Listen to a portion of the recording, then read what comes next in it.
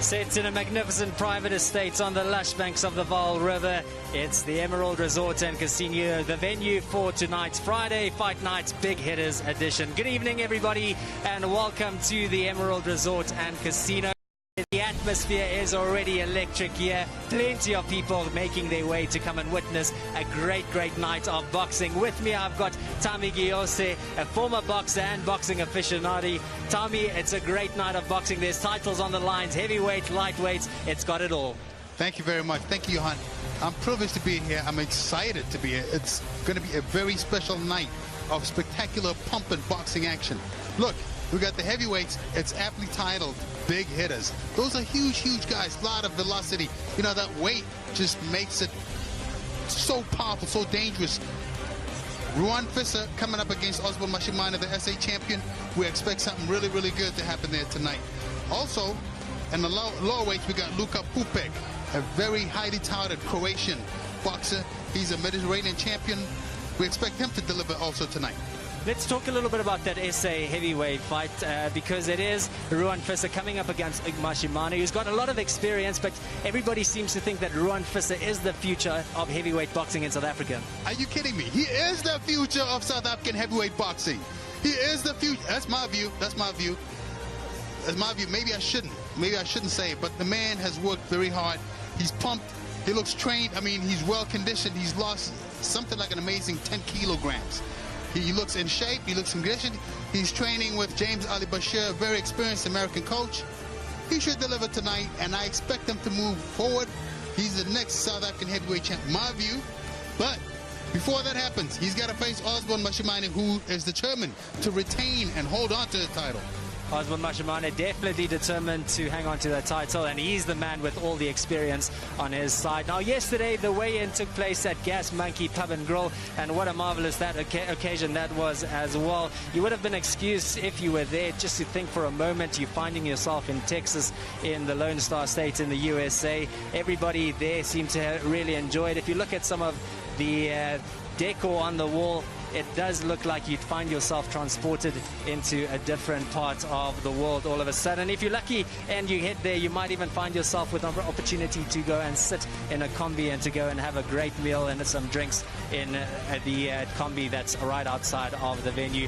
Let's get back to the fights tonight. You mentioned the fight of Luka Pupek. He seems to be the future of boxing in Croatia. He's only 19 years old, but he's very impressive. Like I said, he's highly touted. He is very popular, widely popular in Croatia.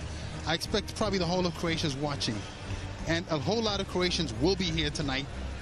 The place is already packed. Very soon it's going to be shoulder to shoulder, elbow to elbow. Luka Pupek is expected.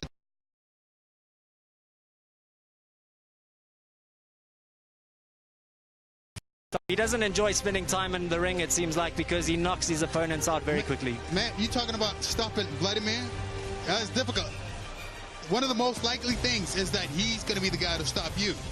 Like I said, he's got those hands, big, shorter heavyweight, I think, but he carries a lot of power in him. He's only fought 9 rounds so far in his whole career. Everybody he's fought, he's had to stop. He's only went the distance, I think, only about once. Vladimir is the tough guy. I call him the Iron Man. Without a reason, he is the tough guy. Some of the footage from that weigh-in, and if you see Serenko, he is in great physical condition as well. Of course, there's plenty more action to come as well. It's not just about those 3 fights, and this is what you can expect tonight. Collins Muchavate in Zimbabwe, he will be up against the man Vladislav Serenko, and Alex Kabangu from the DRC. It's an all DRC affair. He will be up against Jackson Masamba as well. We always saw in the earlier fights Lawrence Moyo and Denison Butt also in action, and that is what we've already seen tonight. And coming up in the later fights as well, we've got the female division. Simangele Hadebe will be up against Kabisile Chabalala. How do you see that one playing out, Tommy? Look, these ladies, or let me say these women fighters, Simangele Hadebe and Kabisile Chabalala, they are not just going to enter the ring and play around. They're well conditioned and they look good from a fighting perspective. That, I mean that they got good balance, they got good posture, they got good jabs, you know, they got good movement. And they'll do all the right things inside as soon as they enter this ring. This is what is coming up first. Vladislav Tsarenko versus Collins Muchavadze. The Zimbabwean versus the Ukrainian. A big difference in age there. Muchavadze with a lot of experience, but Tsarenko, as we've spoken about, he really is dangerous in the ring. Extremely dangerous. Now, Collins, he walked right up to Vladimir Tsarenko, I believe, at the weigh-in. Everybody walks up to him, and everybody looks confident and look him in the eye like they're really ready to fight him. But they all get knocked out eventually. We're going to head down now to the ring where our ring announcer, Richard Ntar, is standing by. And ladies and gentlemen in attendance and boxing fans all across Africa, a very good evening and welcome to you. I'm Richard Cyril Ntar, and we are live at the beautiful Emerald Resort Hotel and Casino in Fundabel Park. This event is brought to you by Calicoto Promotions in association with Kwesé Sports, proudly presenting Big Hitters. This event is sponsored by Gatra Logistics, Hisco, Urecon, Dash Digital Cash, and Gas Monkey Pub Grill. And don't forget, Magenta Clothing is responsible for the sponsorship, as well as Digital Express, bringing brands to life. Ladies and gentlemen, we're set to begin our first live bout of the evening, live on Kwesé Sports. Let's welcome our participants to the ring, starting first with the fighter. Fighting out of the red corner all the way from Zimbabwe. Ladies and gentlemen, turn your attention to the stage. A big round of applause for Collins Muchavadze.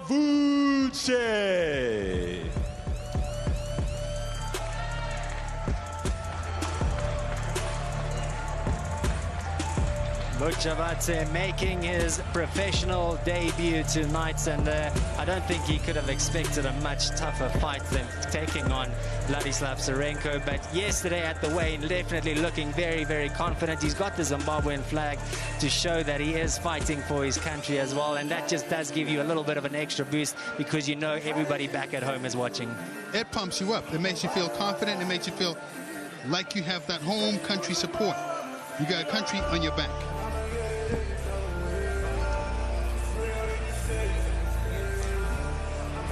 Muchavadze carrying the weight of Zimbabwe as he comes up against Vladislav Tsarenko from the Ukraine. At the moment, it is Colin Muchavadze looking very, very confident indeed. And his opponent fighting out of the blue corner, fighting out of the Ukraine. Ladies and gentlemen, a big warm welcome for Vladislav Tsarenko.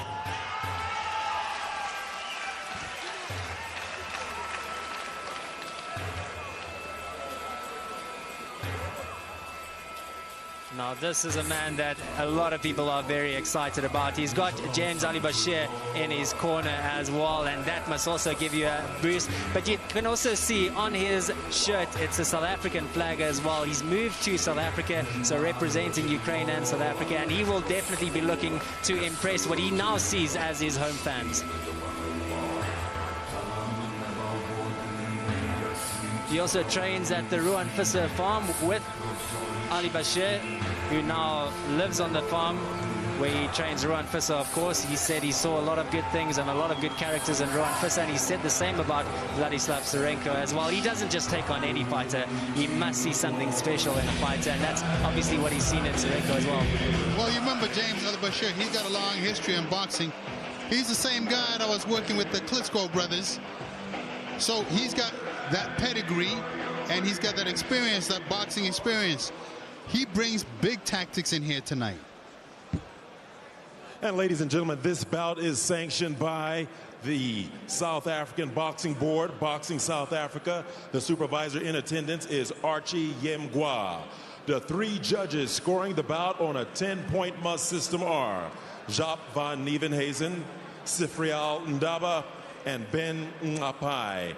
And the referee in charge of the action when the bell sounds is David van Nieuwenhuizen. Introducing first, ladies and gentlemen, the fighter fighting out of the red corner. All the way from Zimbabwe, his professional record consists of 2 wins, 1 loss, and 2 draws. fighting in the orthodox stance, weighing in at an official weight of 101.55 kg, wearing the red and white trunks, carrying the weight of Zimbabwe on him tonight. A big round of applause once again, ladies and gentlemen, for Collins Muchavache.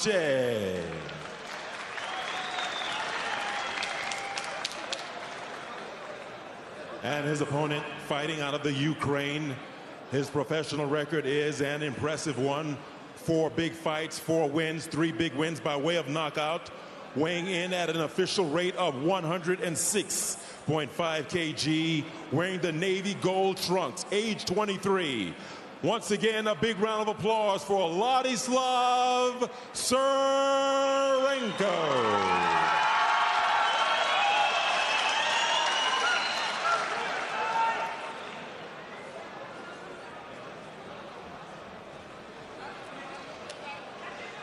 Boxers are fighting for 6 rounds.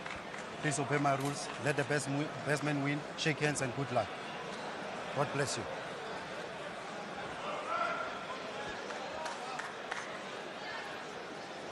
The last time Surenko fought a debutant, the fight lasted 15 seconds. And Muchavache making his professional debut here as well. And there it is. Don't blink. Don't blink. Muchavache also not backing down early on. Step back. And Surenko looking very, very calm. He already seems to be in control here. He's got Muchavache bouncing around, and all Ladislav Surenko is doing is just sizing up his opponent and waiting to land that big, big punch. And already Surenko is pulling out some big ones. So I think one of Surenko's best shots is that left hook of his. And as you see, he tried to put that left hook already on Muchavache. It's just a matter of time, really. It's just a matter of time, because Muchavache turns away, and the minute you turn away and don't face your opponent, you can't see what's happening to you. And you know what they say? You get knocked out by the punch you don't see. Just like that. It's all over. That's your show already. That did not take long at all, and Muchavache is hurt. And we've seen Surenko do this time and time again. He'll extend his record to 5 from 5, 4 by knockout. But that's not a pretty sight for Muchavache. He really was hit hard as he went down to ground. I told you that Vladimir Surenko, he's really an Iron Man. Everything that he throws is with mean intent. Okay, it's a very good thing that Muchavache looks good already. Like he's up, he's responsive.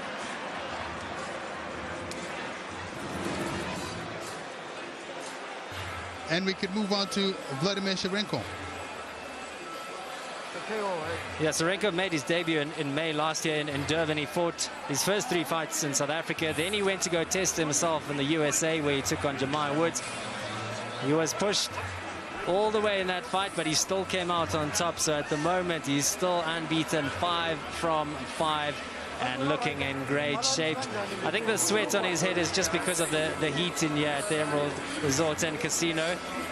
And probably the warm-up as well, because he didn't seem to really have to get rid of a lot of energy in this encounter. Yeah, basically you could say he's probably fought almost a total of 10 rounds. Not even 10 rounds, really, because he's finished this fight before the end of the first round. Watch for that left hook. There it is. That's all she wrote. That left hook is a piece of beauty. It always takes him out. And he gets him right on the button, right below the jaw, right below the temple. That is the spot. It messes up your balance. It controls your balance, you know. There's that spot there. I think it's the occipital nerve. And that controls your stability and balance. Once you get hit there, it's very difficult for you to stand straight. You can see the referee immediately calling an end to that fight. He would have felt the connection. But it's good to see that Colin Muchavache is sitting up, and he seems all right after that big knock. But that would also be a big blow to his confidence going forward. Exactly. Easy work for Vladimir Serenko, the Iron Man.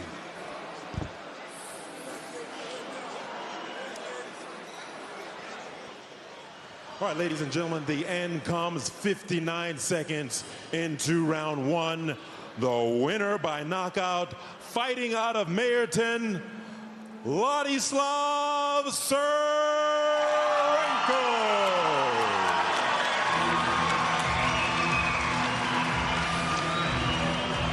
There you go, Vladimir Serenko. I think he's sweating more from the lights and probably from his warm-up at the bank, because 59 seconds wasn't enough to produce that kind of sweat on him. Obviously, as a fighter like this, you want to get out of the ring as quickly as possible. You want to knock down your opponent. But what happens then in your next fight when you are pushed all the way and you don't have that experience of being in a fight for that long? You're right, Johan. The thing about it is that you are not getting paid overtime. So you want to end your fight as quick as possible. You're quite right about that. On the other hand, conversely, it's very important, I think, to gain that experience, to go for longer rounds, gain that experience to learn how to fight over time.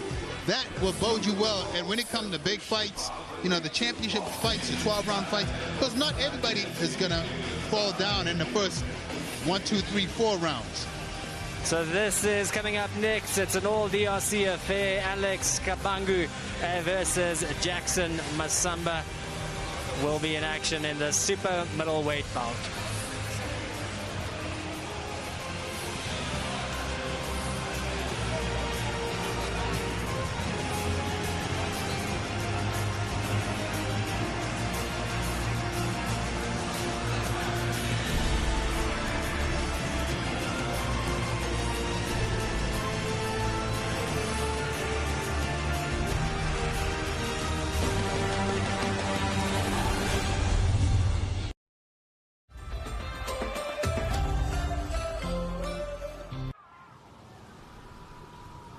There's something about this place.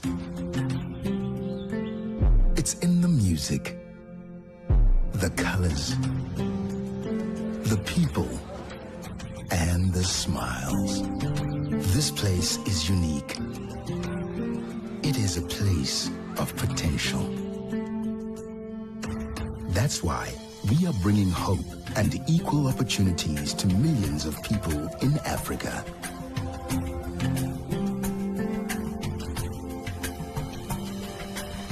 Including the previously excluded. For us, it is more than just providing practical and inclusive digital financial solutions.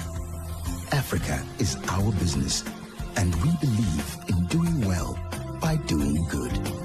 Cassava FinTech, leading Africa's digital transactions revolution. Every day, we rise with purpose and inspiration. Committed to understanding the changing needs of our people, challenging tradition, doing things differently and better.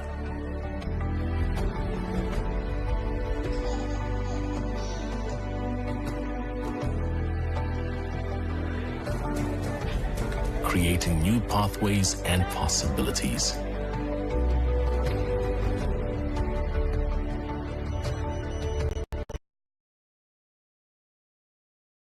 The quality of life for our people as we connect them digitally around the world.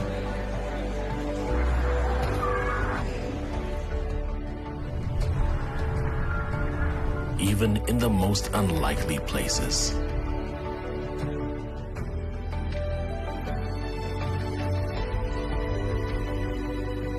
We are answering Africa's call.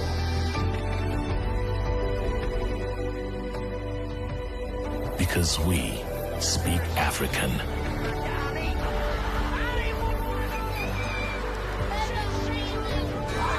Econet, inspired to change your world.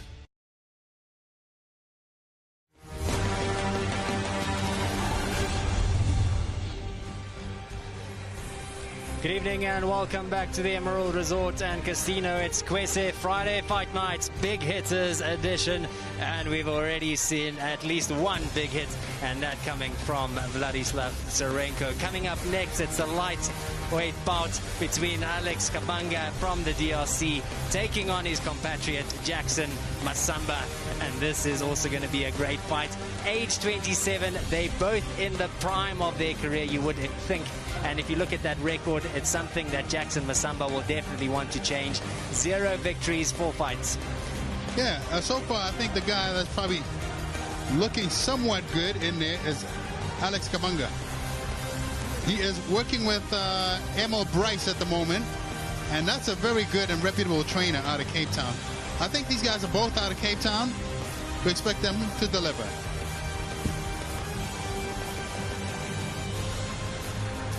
We're going to head down now to Richard, who's standing behind the ring.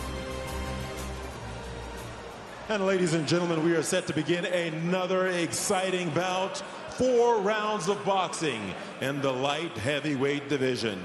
Let's welcome our participants to the stage. Starting first with the fighter fighting out of the red corner, all the way from the DRC. Big round of applause for Alex Kabanga.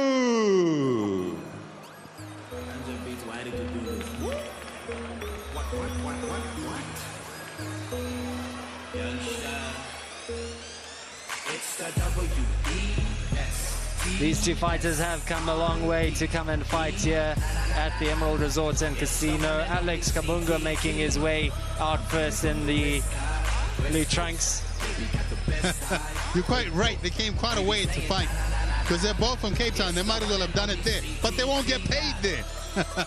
Where I come from is not the puzzle or the 4 fingers up, 2 twisted in the mud. If I was Bruce Wayne, that would be my bet symbol. And where I'm from, DJs don't smile, no gun. Kabanga looking in decent condition, you would say, and he's all focused at the moment, ready to take on his compatriot. Emil Bryce climbing into the ring with him, and he will be in his corner for this fight. Opponent also making his way to the ring, also from the DRC. A very warm welcome for Jackson Masamba.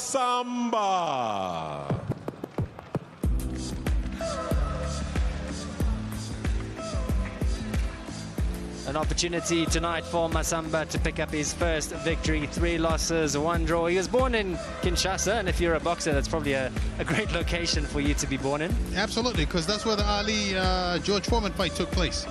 It was a historic place and a historic, momentous occasion in boxing and in African boxing in general. A great occasion for African boxing that the 2 heavyweights went to go and fight the Rumble in the Jungle in Kinshasa. But unfortunately for him, that won't mean too much when he sets foot in the ring now. That's true.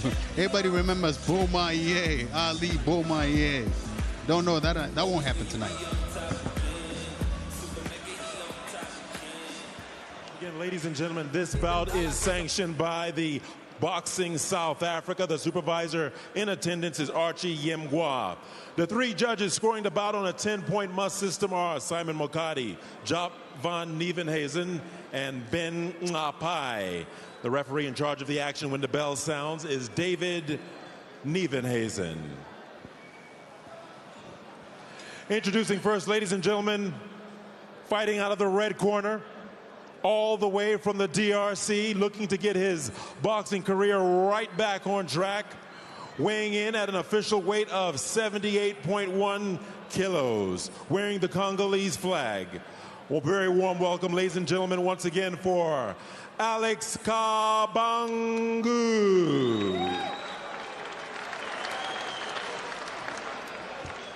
And his opponent to my right, fighting out of the blue corner, also from the DRC, official weight 79.35 kg, wearing the blue trunks, age 27.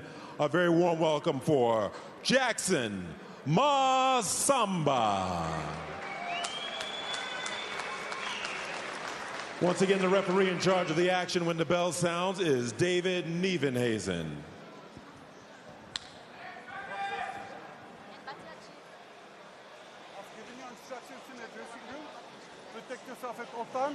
When the bell rings, comes out boxing. Seconds. Wait for me.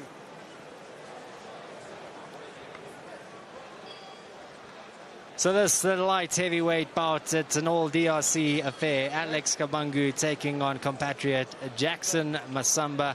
And as we said, Masamba in the dark blue trunks up against Kabangu in the light blue.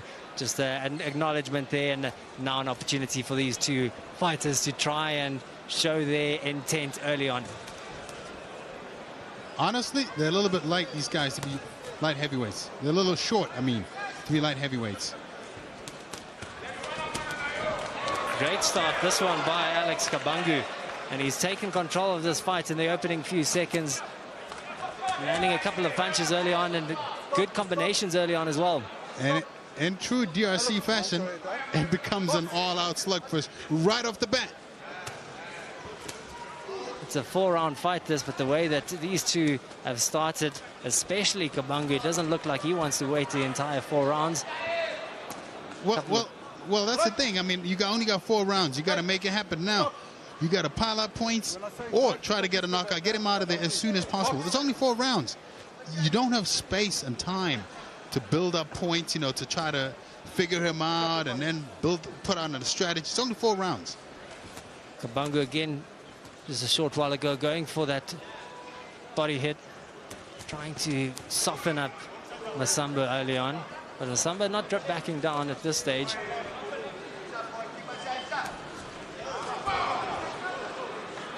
Tommy, just if you're looking at Kabangu's tactic of going to the body early, is that just to soften him up for the later rounds? It's an excellent tactic. What that does is it takes away his energy in the later rounds. It takes away his stamina in the later rounds. But seeing how this is a 4-round fight, really, even though you're working the body now, you should be looking at working the body in a way to try to stop him.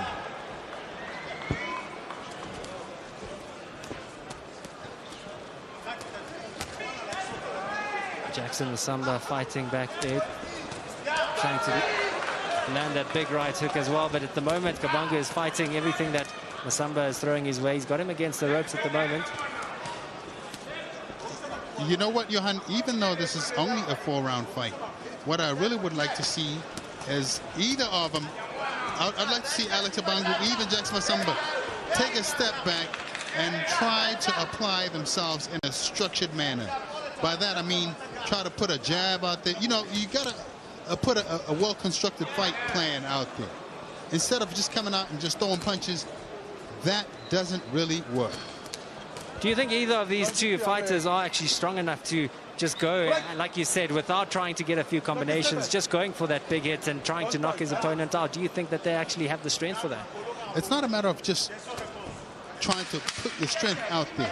What I'm saying is I think they need to put in place some sort of fight strategy, right? It must be some sort of a well-orchestrated plan. You know, by that I mean you're going to throw a jab, and then after that right hand, something structured.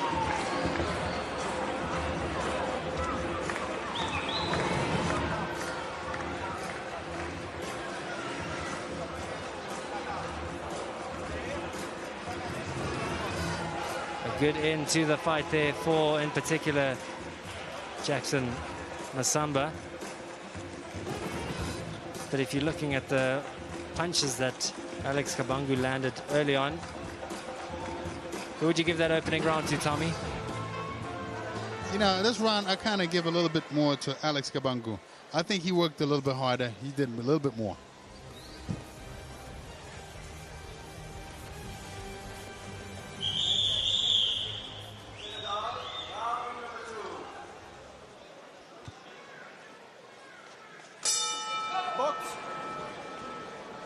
So round 2, Jackson Masamba versus Alex Kabangu in the light heavyweight bout for tonight. It's Friday Fight Night on Kwesé Sport. Big Hitters edition coming up later. Just a reminder, the SA heavyweight title is on the line, but these two really going all out at the moment. And it looks like it's Alex Kabangu again trying to take control of this round early on. I think I did say that this fight would be competitive. Because even though these guys don't have much of a big record, either of them don't have a big record, they're competitive fighters, and they will come to fight.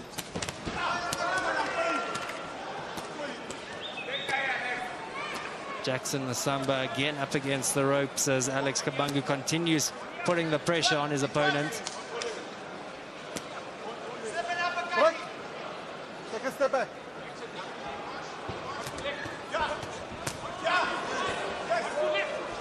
You know, that distance right there, that distance right there, mid-range, that's where most knockouts happen. And that's where you should be most alert and most careful. And just as I say that, Alex Kabangu catches Jackson Masamba with an uppercut to the body, and he takes it up to the head. Left uppercut to the body, left uppercut to the head. Again, another left uppercut to the head. Masamba looking a little bit out of sorts at the moment. He looks like he's been hurt by Alex Kabangu. And at the moment, it doesn't look like Jackson Masamba's got too much left in the tank. There's still a long way to go in this fight. That's a little bit better now from Alex Kabangu. He's boxing a little bit better. I like it when he creates space like that, where he can execute and get out. And it seems like Jackson Masamba has just resorted to trying to go for those big hits because he's struggling to land a couple of short jabs on Alex Kabangu, and I think he's realized that the only way that he's going to win this fight is if he's going to knock out his opponent. Alex Kabangu, he's quite a confusing and very awkward fighter because he's, you know, he fights, he's a switch hitter. You know, he fights orthodox and then he fights southpaw. That's, you know, that can be a little bit confusing because you're trying to get used to one specific pattern, and as soon as you try to get a hang of it, the guy switches up. He's doing something different.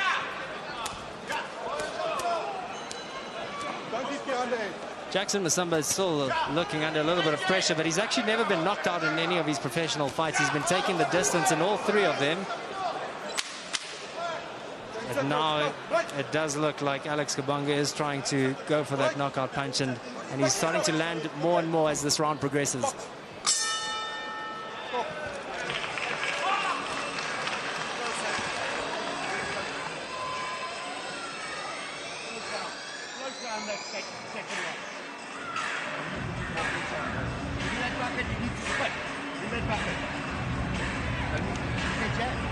You're not using the jab enough. Yes. Get away from the ropes.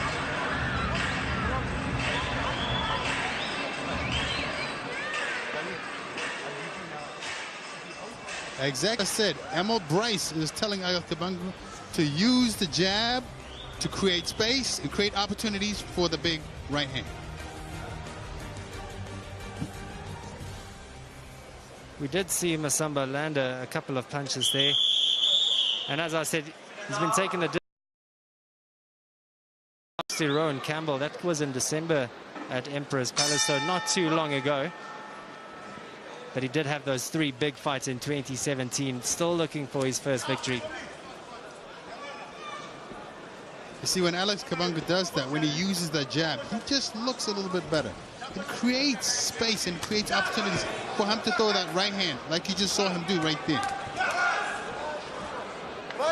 He becomes a bit more effective, and instead of doing this, where he becomes sloppy, he starts falling into his opponent because he's trying to go for the big shots.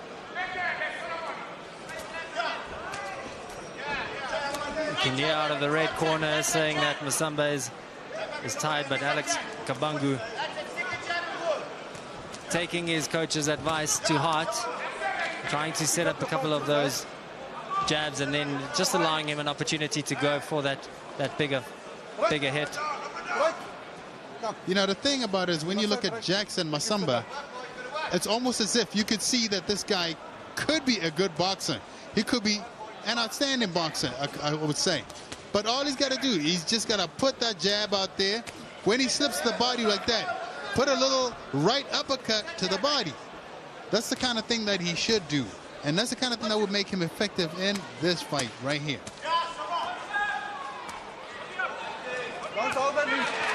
Good work there. Good work by Alex Kabangu. There's no time off in the ring. Except, of course, when the referee says break like that, just allowing a couple of seconds for both fighters to find their feet and to find their But even then, you still got to be alert. You still got to be, you know, on your P's and Q's. If you remember what happened to Tito Ortiz, he got knocked out by Floyd Mayweather when the referee said break, and he, you know, he kind of like dropped his guard and forgot about everything. So you got to be on point. You got to be on guard, alert. This is the ring. Jackson Musamba tiring more and more as this round does progress, but he's been in this situation at least 3 times in his career. So he knows what it is like to go the distance in these fights. But he's finding himself on the ropes more often than not in the 3rd round here. And again, every time Alex Kabangu gets an opportunity to land a few blows to the body, he tries to soften him up more and more. You know, the business of throwing 1s and 2s, 1 and 2 punches, that's really not really effective. What these guys both ought to be doing is throwing combinations. I would love to see Alex Kabangu come out with, you know, a 5 combination. Jackson Musamba, he could do the same thing. Like I said, you look at him, you can see he's got the potential. He's got the potential. And then, as we speak, Jackson Musamba's gum guard falls out. Sorry, it's Alex Kabangu. Stop.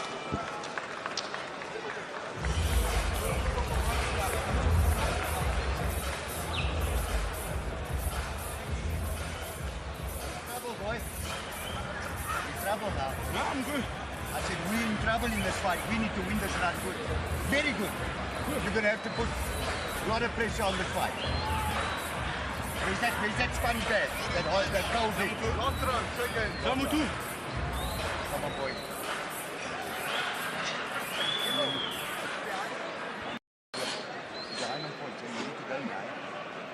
need to put the pressure. So jab and right uppercut, please. Okay, cool. You need to win this round good now to win this fight. Eh? Yeah. Okay. No water. Come chill.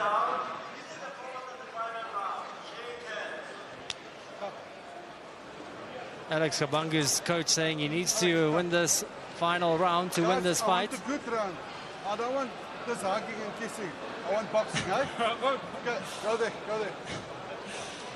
At least Musamba can still crack a little bit of a smile, and seeing the funnier side of that, because the referee saying he doesn't want any more of this hugging. He wants to see a real fight here in this final round. He doesn't want all that affection. This is the final round. This is the 4th round of a 4-round fight. This is where they really should go for broke. You know what? If you're behind, this is where you got to push. Put everything out there. Leave the fight in the ring. Yeah, it's the final 3 minutes, and it's an opportunity for you, especially for someone like Jackson Musamba, to pick up his first win, which will really give him a lot of confidence going into the rest of his career.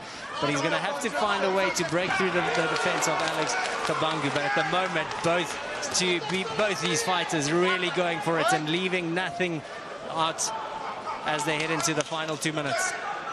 There's nothing worse than walking away from the ring knowing that you could have done more, and perhaps that little ounce of energy, if you had expended it in the ring, that could have earned you the victory. And it's also in this last part of the fight when, if you put in those extra miles in the gym and in training, you know if you've done enough to be able to last the entire 4 rounds. Exactly. That's when it comes to bear. All the hard work you did, you train hard, your training is difficult, your fight becomes easy. We used to say that. Train hard, it's difficult training, the fight is easy. Again, Jackson Musamba on the ropes. Take a step back, this time I'm taking points. The referee warning Alex Kabangu, saying that the next time he doesn't step back quickly enough, he is going to deduct points.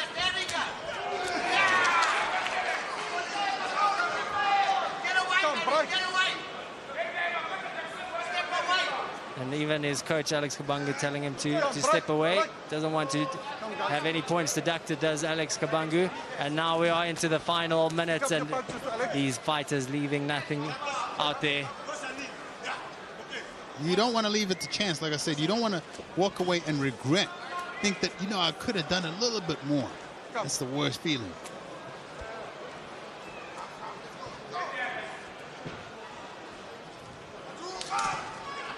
Yeah, you see all this friendship and all these platitudes and shaking hands and hugging and kissing and whatnot. This is the stuff that's preventing them from going all out. They only got 30 seconds. This is where you could put a decisive exclamation mark this is where you could punctuate your performance of this last round. It almost seems like both fighters are content with just letting it go to the judges, and I'm not sure if either of them really know that they have done enough to actually win the fight. But now, as we're heading into the final 10 seconds, we are seeing some more bigger intent from especially Alex Kabangu, trying to go for that knockout punch.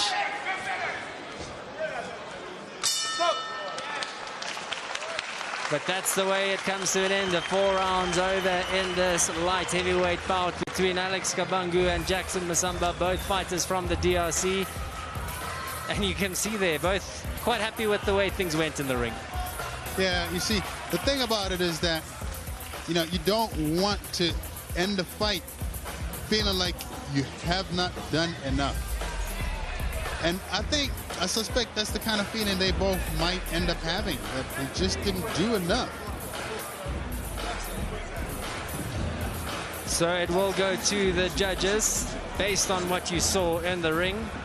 Do you think Alex Kabangu did enough in the last couple of rounds to hold on to his lead? It's hard to tell, you know, because I think both of those, all these rounds were very tight, were very close. I would slightly give the edge to Alex Kabangu, but you know what? Judges, boxing judges, when it's all said and done, they could do anything.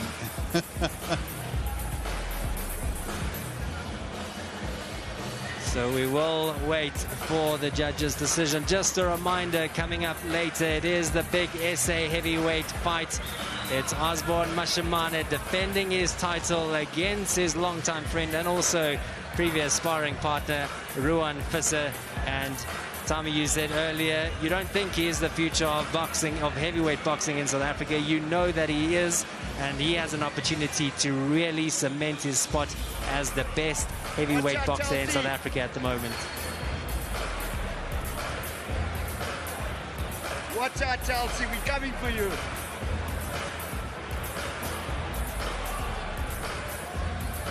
Emil Bryce, he's quite a character. And I must mention, his father, Basil Bryce, just received a Lifetime Award for involvement in boxing at the BSA Awards. I think it was last month. His other fighter, Lunga Stimela, won Prospect of the Year quite recently. He's a man on the move, that Emil Bryce.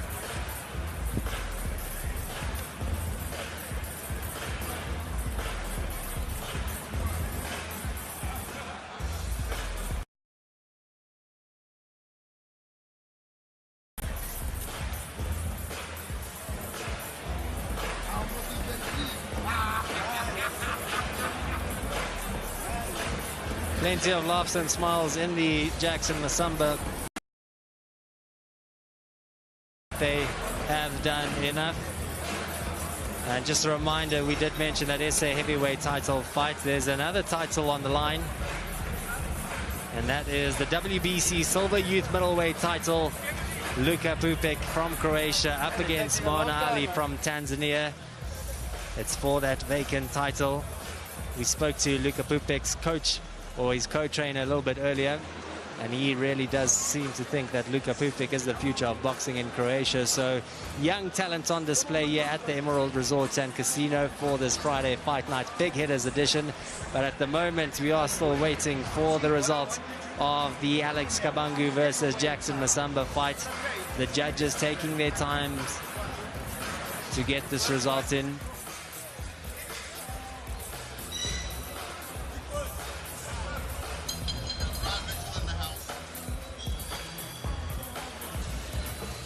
But it does look like we are getting closer to a result in this light heavyweight bout. And just receiving final confirmation from the judges and from the referee to see who came out on top in this light heavyweight bout between Alex Kabangu and Jackson Masamba, the all DRC affair.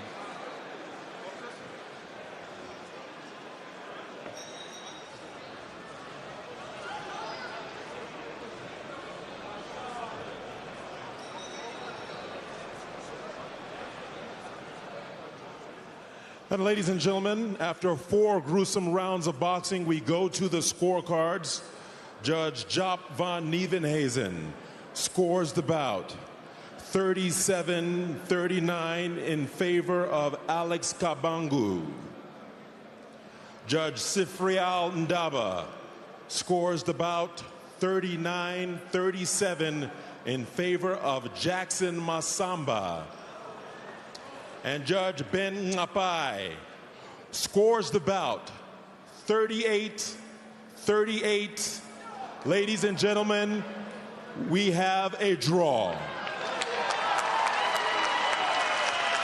Well, not much to complain about. I think they, like I said, it was very tight. The type of work that was done by both men was fairly similar. So there's nothing to complain about. I wouldn't cry about it myself. I'd accept it. It's a just and fair decision. Yeah, definitely the right result, you would have to say, for these two fighters. And neither of them looking too disappointed with another draw. I suppose a draw is better than a defeat, but they do say it is like kissing your sister to be involved in a draw. But these two fighters, Alex Kabangu and Jackson Masamba, very content with that. Coming up next, it's the women's fight, Simangele Hadebe versus Gabisile Chabalala. It's an all South African affair right here at the Emerald Resort and Casino. It's Friday fight nights. Yeah, it's the Big Hitters edition.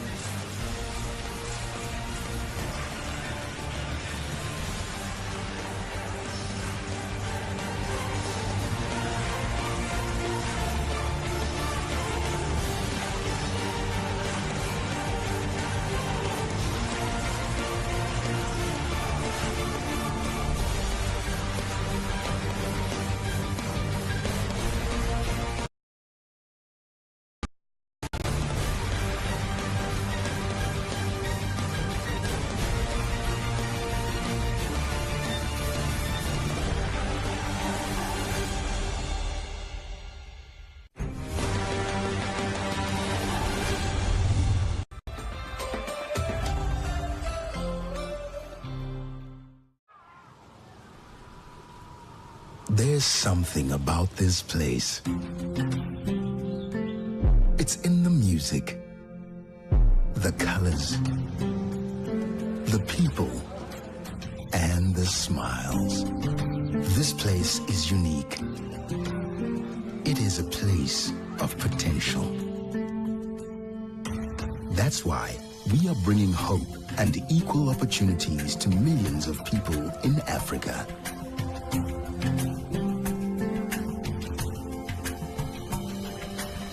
Including the previously excluded.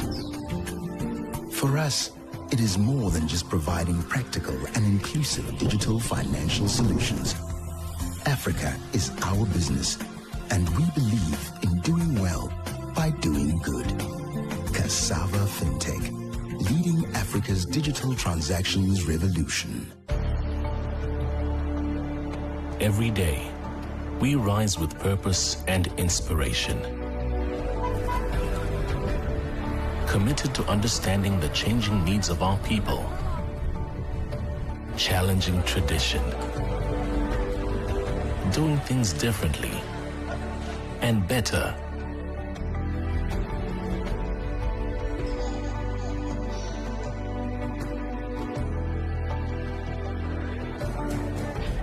Creating new pathways and possibilities.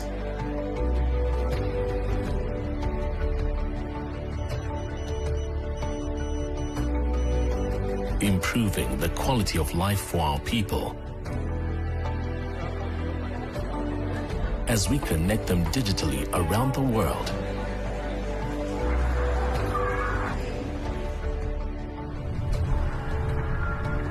Even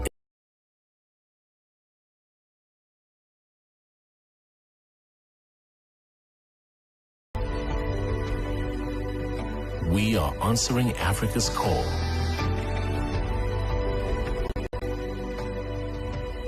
Because we speak African.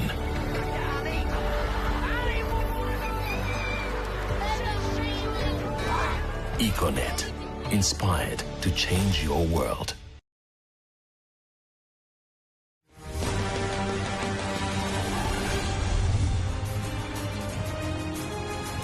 Welcome back to the Emerald Resort and Casino. It's Kwesé Friday Fight Night, Big Hitters edition.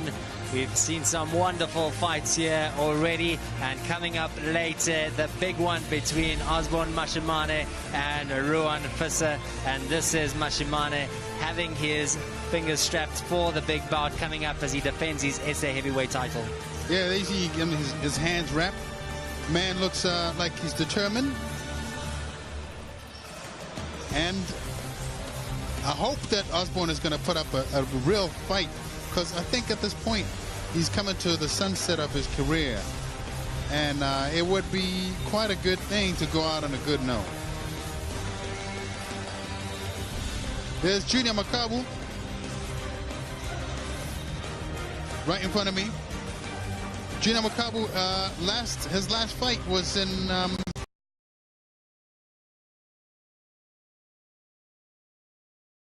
good prospects. He has fought Tony Bello. He has fought quite a number of other good guys. Tabisom Tunu, to name a few. And training with Nick Durant's son, Damian Durant. And we hope to see him in the future, moving forward, fighting some other big names. He tells the title again. And I think he's got a good shot at it.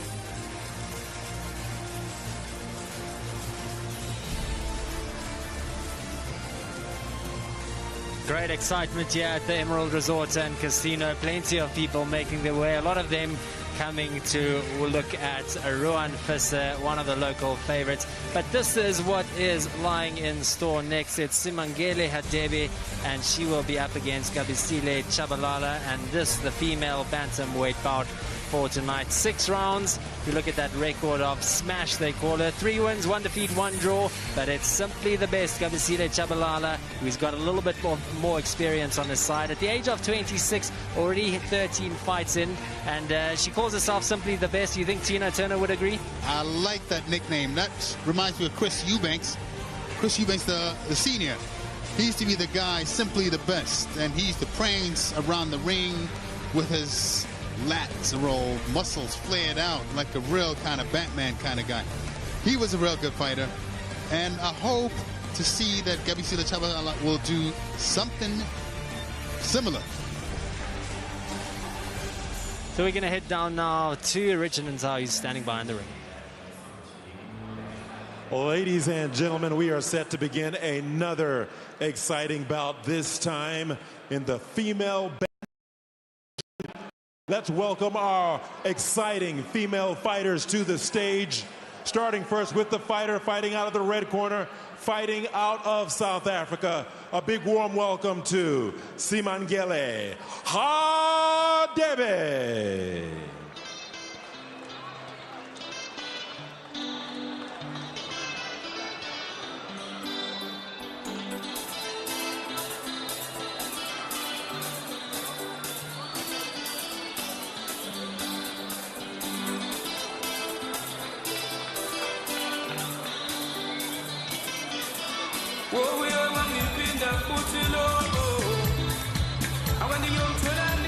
Female prospect of the year, Simangele Hadebe, making her way to the ring, full of confidence for this female bantamweight bout.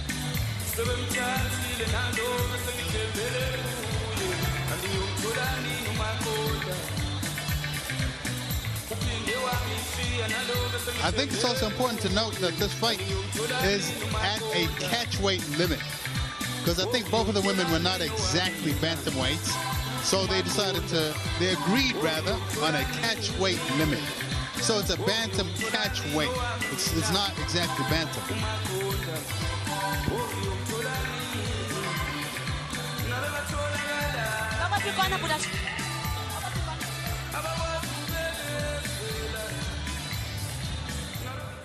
And her opponent also fighting out of South Africa, fighting out of the blue corner. A very warm welcome for Gabisile Chabalala.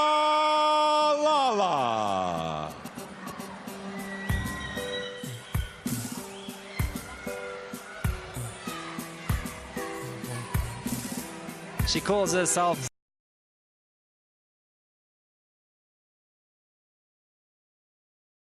junior featherweight title, just not taking to the ring quick enough. Apparently she had 18 months to try and defend that title, which she didn't take up that opportunity. She won it all the way back in August 2015, and she did not make a single title defense in 18 months. She went on to go and fight for the WBC World Female Bantamweight title in 2016. That was against Catherine Peary, but Peary there winning the fight in the first round. But Tshabalala with experience on her side as well. She made her debut all the way back in 2010. And she will feel that she has what it takes to get the upper hand over Simangele Hadebe.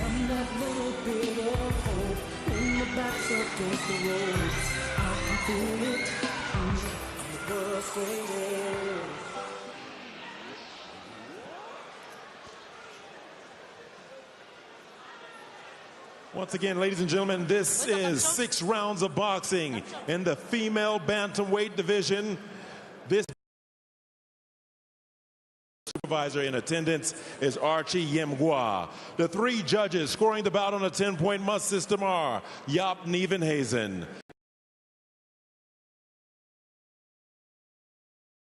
the action giving instructions after the introduction is Phumeza Zinakile.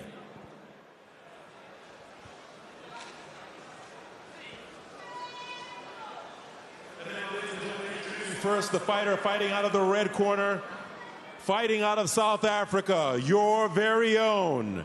She has an impressive record of 6 fights, 4 wins, 1 loss. Weighing in at an official 50.68 kg, wearing the red and white trunks.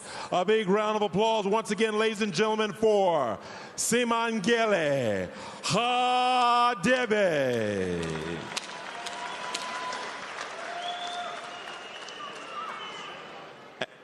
And her opponent to my right, fighting out of the blue corner, also fighting out of South Africa.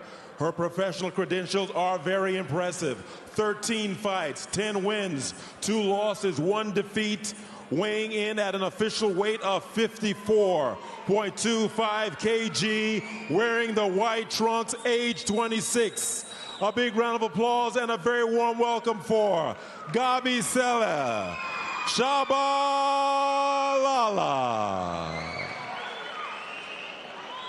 And once again, the referee in charge of the action when the bell sounds is Phumeza Zinakile.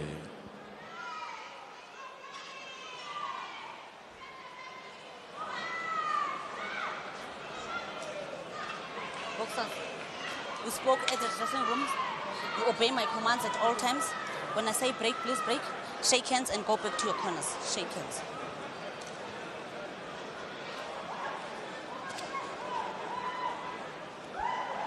Just bear in mind, this fight is happening. It's 6 rounds of 2 minutes per round. Box! I know that they're trying to campaign. There are a lot of women out there. You know, Clarissa Shields right now is campaigning to get the rounds that women fight to be increased to 3 minutes. Standard, just like all the other guys. But I think the sanctioning bodies all over the world are still a bit resistant, and they still want to continue with that 2-minute round thing for women. Really, really nice boxing right there immediately from Tshabalala.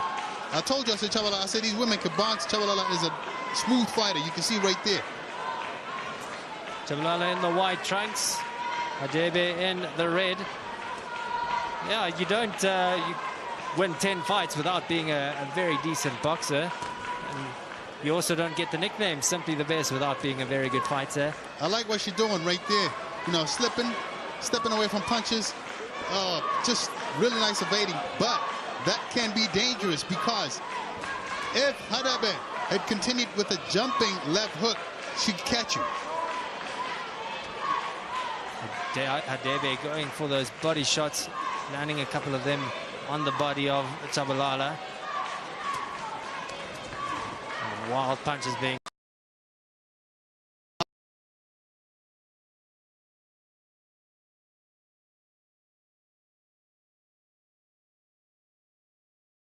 really nice boxing right there. That's a beautiful body shot right there. Straight right. It's a spear to the heart, you know. I'll call it the spear to the heart. Straight right to the body. This is good boxing right here. This is good boxing. And ironically, the first proper real boxing match that we have right here is put on by women. Great bout that we are witnessing here between Simangele Hadebe and Kwesé Sports. Yeah, Hadebe really ending that fight on a positive note. Let's talk a little bit about female boxing in South Africa, but in the world as well. I think in a lot of other sports, the woman version of the sport, whether you think about cricket or whether you think about golf or tennis, it really has come a long way. Boxing might just be a little bit behind. Boxing is a little bit behind, but like I said, it's catching up, you know. I'm really, really inspired by the range of female fighters out there that are doing what they're doing, especially, I mean, look at Chabalala right now, and Spongile Hadebe is really, really good boxing. You can't fault this. And like I said, they're better than all the guys that we watched tonight so far. From a technical standpoint, I really enjoy what they've been doing from a technical standpoint. This really is a great advert for female boxing in South Africa, and the more opportunities these women do have to get themselves, especially in Africa, to go out to Kwesé Sports, it really will just increase the profile of women's boxing in Africa. And these just a couple of the two of the best in South Africa, but if you go into the rest of the continent as well, plenty of talent there in female boxing. Yeah, you're quite right. You're quite right. Oh man, that's good boxing right there. That's good boxing. Pivoting out, she's doing some really, really good stuff. And I like how she uses that up jab effectively to control the distance. She uses her feet really well. Good lateral movement. I would like to see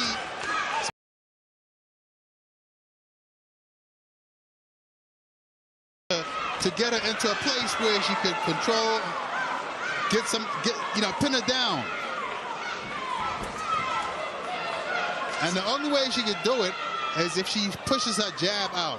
It seems at the moment the only thing Chabalala is trying to do is just to try and get out of the way of these big shots from Hadebe, and Hadebe just continually going for those body hits, and that one landing as well.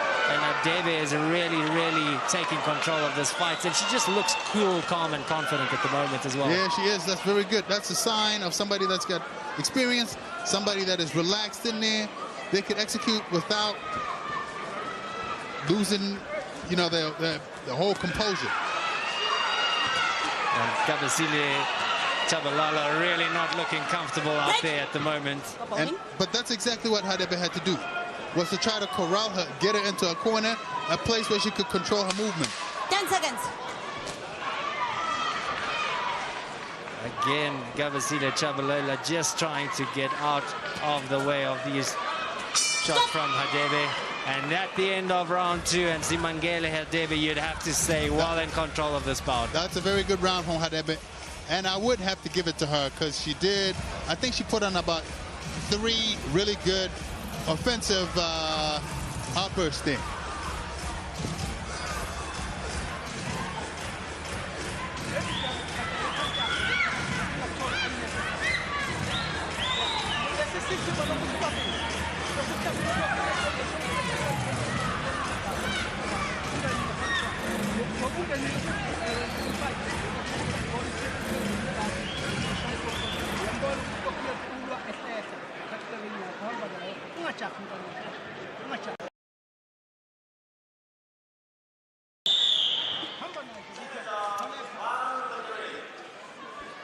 Second us out, Baba. Go back. Back. Box! Okay, here we go again. Hadebe's coach. To take her time, not rush, put the jab out there, use it as a feeler, find where our opponent is. Beautiful. You see, that's exactly what the coach told her. Put the jab out there, feel her, and you'll find her. Simangele Hadebe did say her ultimate goal in boxing is to revive the sport in her home time of Kwesé, and she really is doing a great job of that. This really is a very, very impressive performance from her so far. In this round, Hadebe is very composed. and doing quite a good job. And this kind of requires Tshabalala to start thinking. She's really got to start applying her brain to start figuring out how can she beat the composure of Hadebe. You can almost see as Tshabalala's going on to her mind is working overtime to try and figure out how she is going to get the upper hand over Hadebe. And I think she's just figured out what to do, which is to counterpunch her.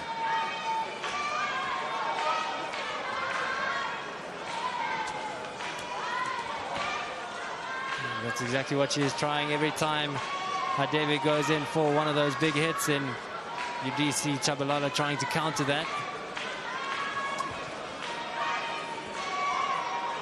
Not able to get back up quick enough after ducking out of that fight. And now it is Tshabalala also trying to throw a few big hits here towards the end of round 3. That is a knockdown right there. I can't believe the referee called it a non-knockdown. That was a knockdown. That was a knockdown. Because she did get hit and she touched the canvas. And all of a sudden, Tshabalala has made her way back into this fight. And as you said, it does look like she's figured out what to do to try and counter everything that Simangele Hadebe is throwing her way.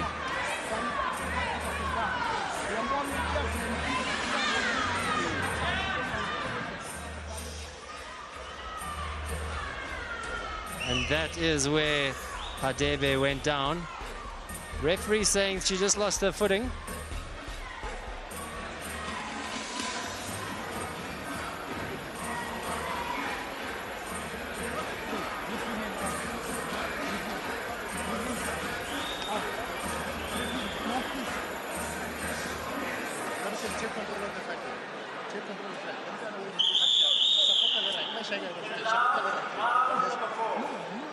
No, Baba, no.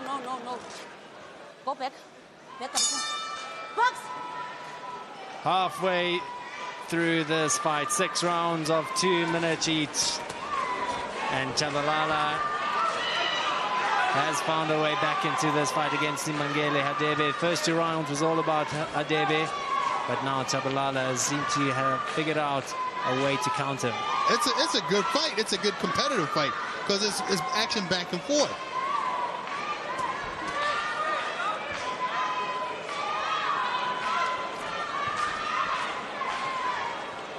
Simangele Hadebe trying her best to make sure that Tshabalala doesn't work her way back in, but you can just see that every time Hadebe goes for those big hits, Tshabalala just seems to wait for it and then just waits for an opening to try and land a punch of her own.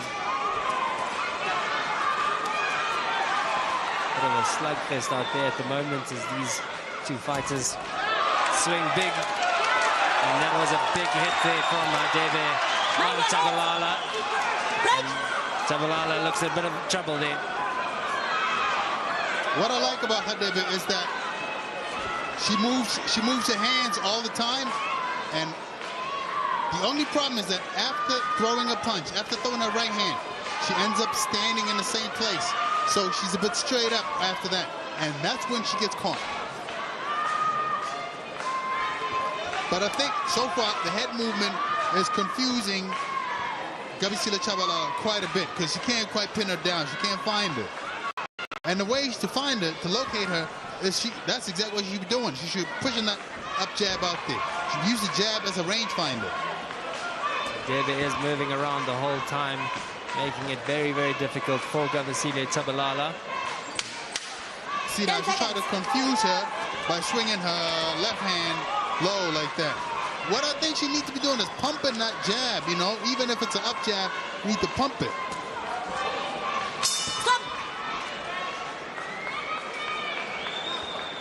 The end of round 4, and as the fight goes along, it does look more and more competitive.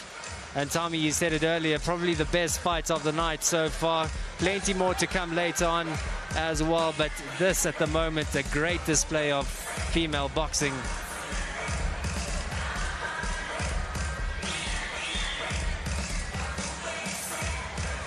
But it's Simangele Hadebe who's just managing to land body hit after body blow on the body of Kwesé Tshabalala, and that's going to start taking its toll heading into the last part of this fight.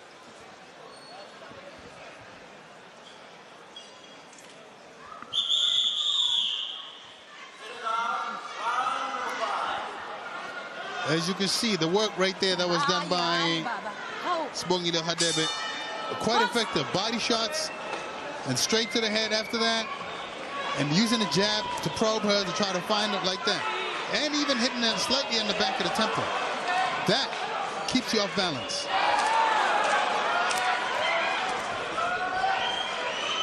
And throughout this fight, it is Sibongile Hadebe who's just looked more composed, just looked more in control throughout the first 4 rounds.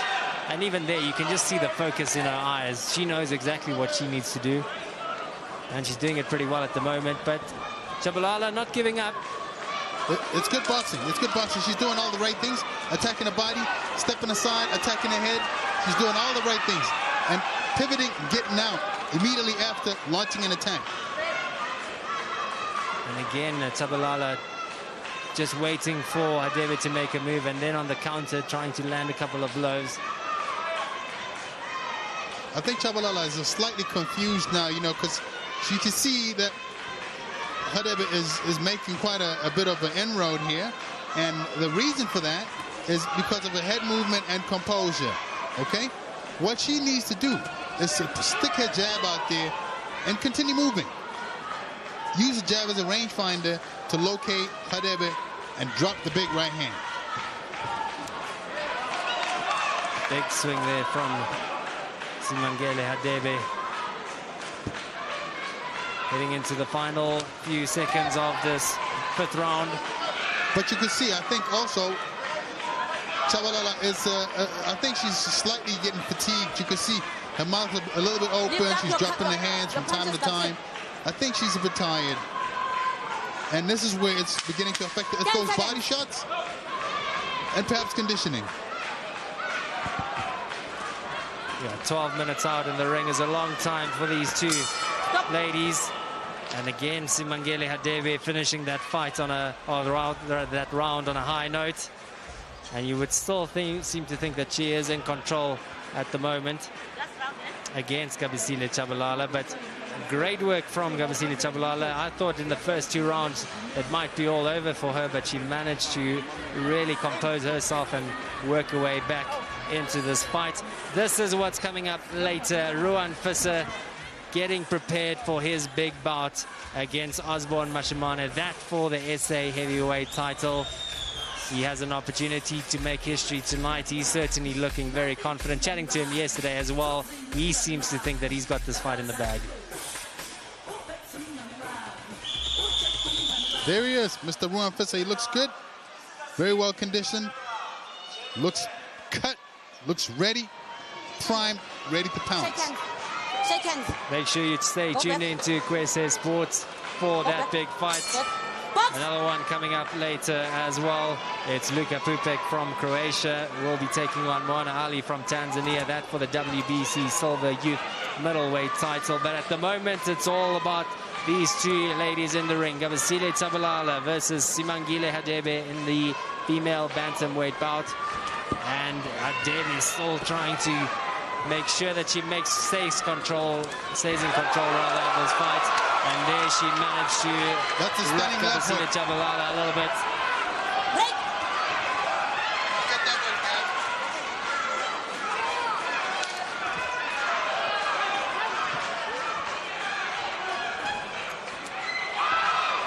Hadebe putting the pressure on Kwesé Tshabalala. And she's not allowing her to escape. Kwesé Tshabalala trying to run, but Hadebe not giving her any space to work with here.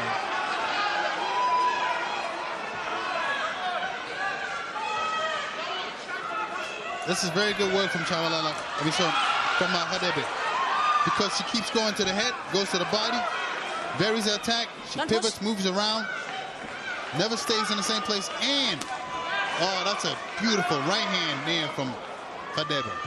A straight 1-2.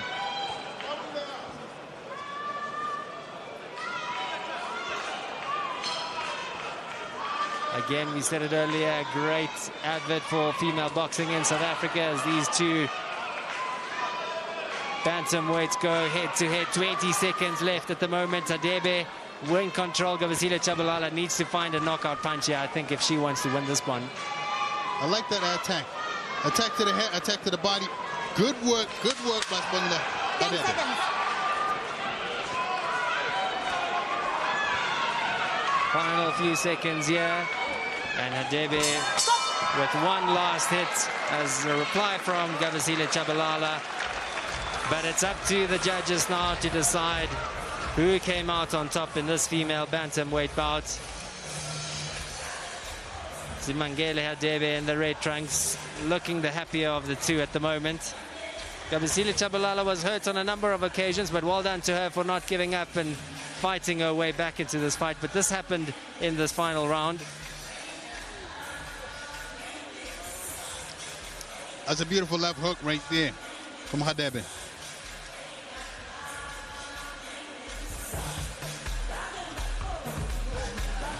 And I like how she set it up. She sets it up with a beautiful right hand to the body, and then she goes up top with the left hook up top. It's a very hard to beat combination.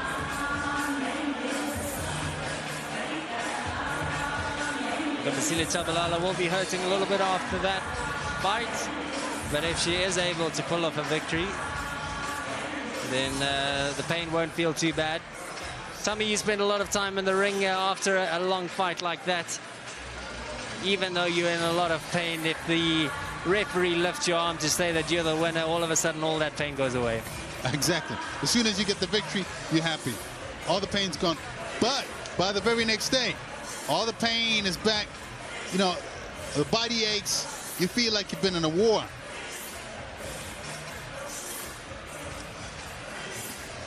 That's very, very good work from both of these women, I gotta say.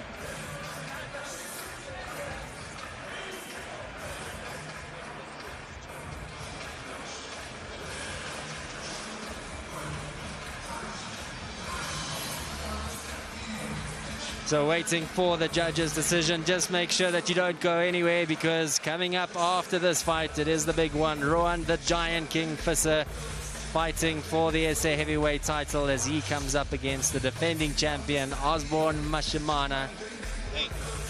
They call him Big Daddy. And Big Daddy certainly is in big shape at the moment. Yesterday he did admit he might not be in the best shape of his life at the age of 39, but he's hoping that his experience takes him through in that SA heavyweight fight. You know, that's just not good enough. It can't be a case that you're hoping that my experience will carry me through. You got to be conditioned. You got to be ready. You got to be trained. You got to be conditioned, ready to fight, to defend. Because at the top level, everybody is in shape. The only things that will start differentiating you are how good you are. Towards the end of 2017, he did manage to win that SA heavyweight title back after letting go of it to go and fight over in China, and that was against Justice Siliga, and even then he admitted that he wasn't in the best shape, but that's a sign of a smart boxer, because he was able to go the entire 12 rounds, still come out on top, and even then not at the best, in the best shape of his career. That's true, that's true. But now when guys take so long, when the referee and the judges take so long to release the decision, sometimes you start getting worried because you don't know what they're doing. Tshabalala looking a little bit more worried than Simangele Hadebe. I think she thinks, and I think she knows that she has done enough to win this fight. And we're just still waiting for the final confirmation from the judges to find out who was victorious here. Is it simply the best Tshabalala, or is it Simangele Hadebe?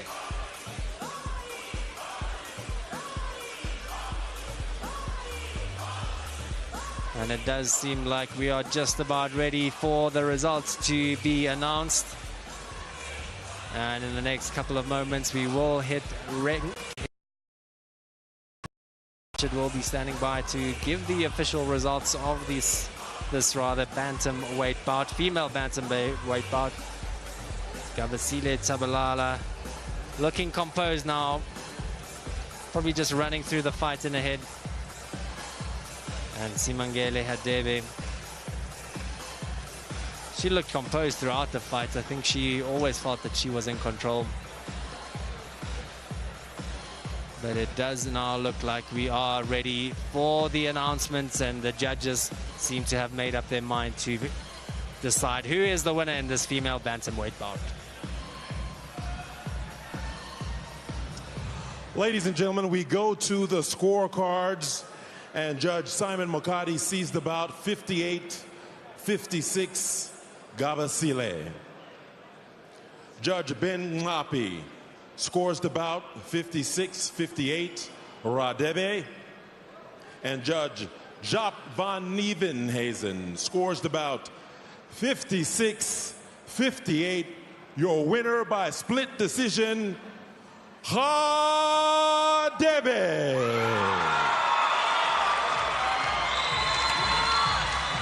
Yeah, at least they got the right winner. And that's a relief to everyone. I'm sure even Gabisile Chabalala acknowledges that she knows that she was just a little bit below Simangele Hadebe's level of performance tonight. Yeah, you can see the disappointment there from Chabalala, but congratulations to Simangele Hadebe. Most people agreeing that, except for the one judge, agreeing that she was the better fighter on the night. Yeah, that's exactly the kind of thing that comes from these delays. It just worries you, you know. And but at least in general, they got the right decision, and everybody could be happy about that. So this is what most people here have been waiting for. It's Ruan Visser getting ready for his fight against his friend Osborne Mashimane. This is coming your way next. It's the SA heavyweight title fight, an opportunity for Ruan Visser to make history, or will it be Mashimane who holds on to his SA heavyweight title for a little bit longer?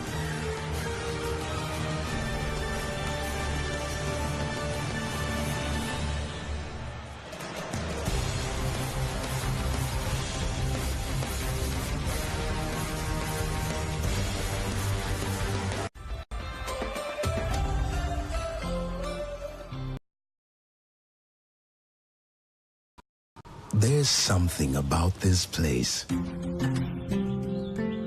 It's in the music, the colors, the people, and the smiles.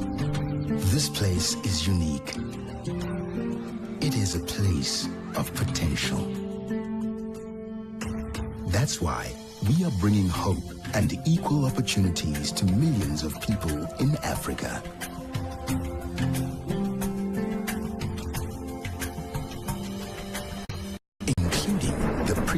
Excluded. For us, it is more than just providing practical and inclusive digital financial solutions.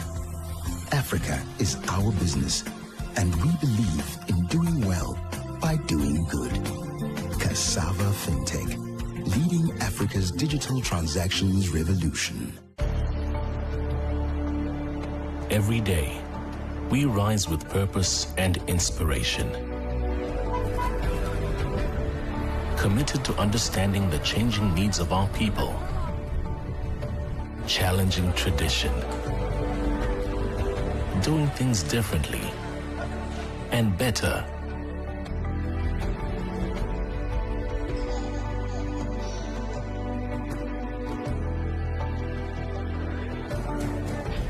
Creating new pathways and possibilities.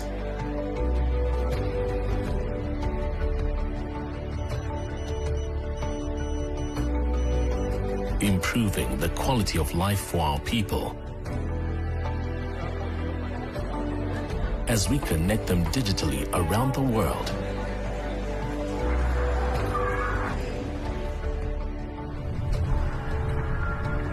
Even in the most unlikely places.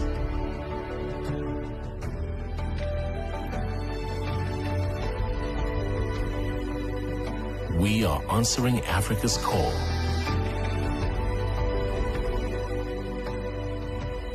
Because we speak African.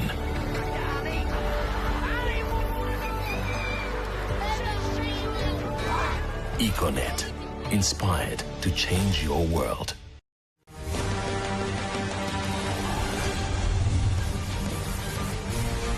Welcome back to the Emerald Resort and Casino. It's Friday Fight Nights on Kwesé Sports, and this the big hitters edition. And these are the big hitters that everybody has been waiting for. Ruan Kwesé coming up against Osborne Mashimane for the SA heavyweight title.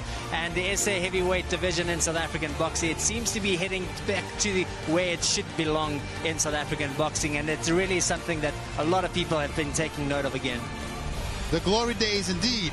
You know, when we talk about those days, we remember all those guys from the back in the day, guys like Kwesé Sports and his epic battles with Khalif Noutia. Heavyweight division's been rich. People like Priya Cornier, tough division. But Osborne Mashimane has been, I would say, probably the longest reigning South African champion. Probably the longest reigning South African champion in all divisions, because he's been champion for like almost 10 years, I think. He was stripped due to inactivity.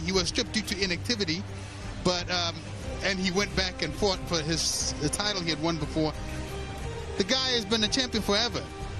Yeah, he did win the fight, the title back against Justice Siliga. That was in October. But this is probably one of the toughest tests of his career, because Ruan Kwesé, at the moment, he is in terrific shape.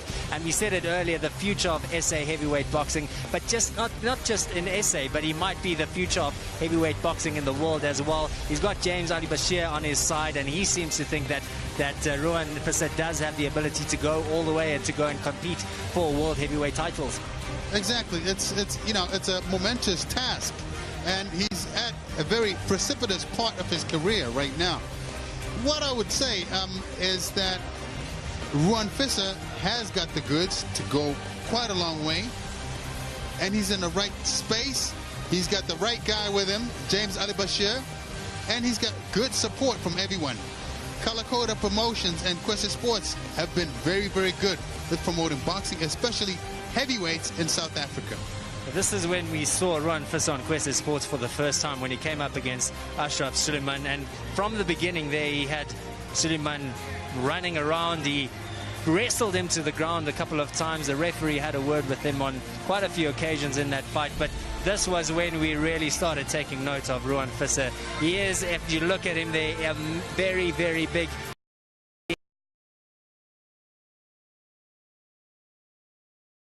Trimmed down quite nicely as well. He really is probably in the best shape of his life at the moment, but even there, a very strong fighter.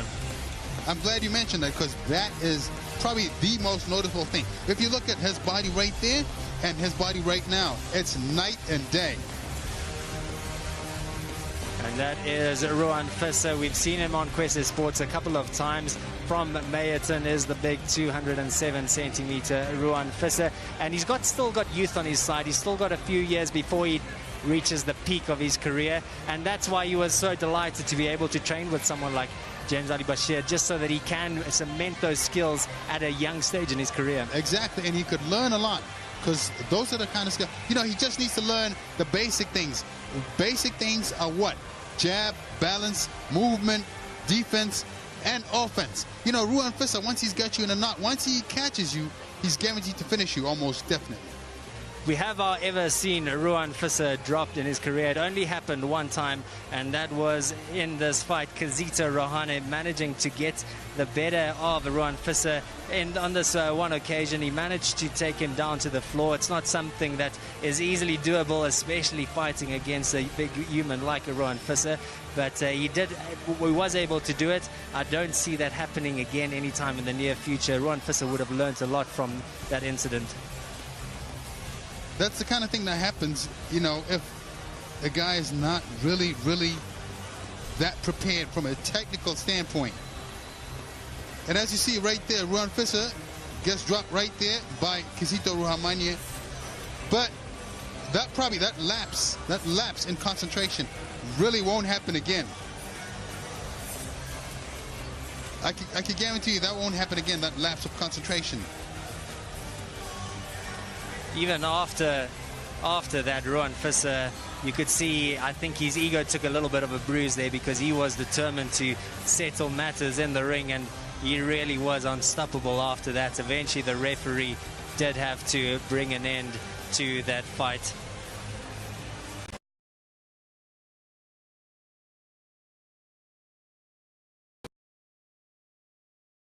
Legends in South African boxing, and this is what it's looks like at the moment. Before this fight, he's got 12 wins. He's only suffered that one defeat.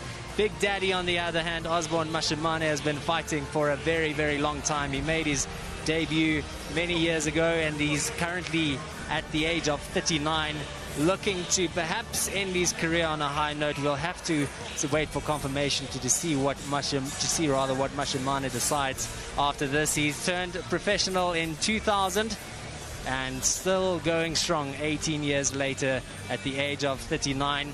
Perhaps not in the best shape of his life, but he's still able to produce the goods in the ring. I mean, that's a remarkable weight statistic. 145 kilos. Oh, and there we go. Right there in the house is Chris van Heerden, one of South Africa's top welterweight boxers. And Dr. Peter Ngatane from the Boxing South Africa board. Very, very, very influential and very important gentleman with us. And we have, of course, Brian Mitchell is a hero. This is a South African boxing legend, junior lightweight. He was a WBA and IBF champion 1986 and 1991. He retired with a record of 12 defenses of that title. An absolute legend. And there we got Flo Simba. He hasn't been in the ring for quite a while now, but this man used to make quite a bit of noise back in the day.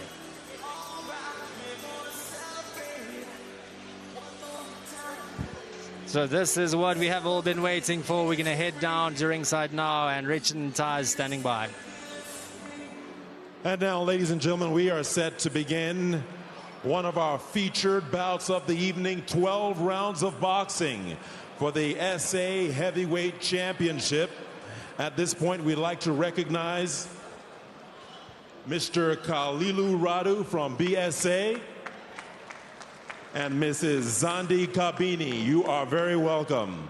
Ladies and gentlemen, turn your attention to the stage. This is one of our featured bouts of the evening. Starting first with the red corner, fighting out of South Africa, really needing no introduction in SA. A big warm welcome, ladies and gentlemen, for the hard-hitting Ruan Vissar.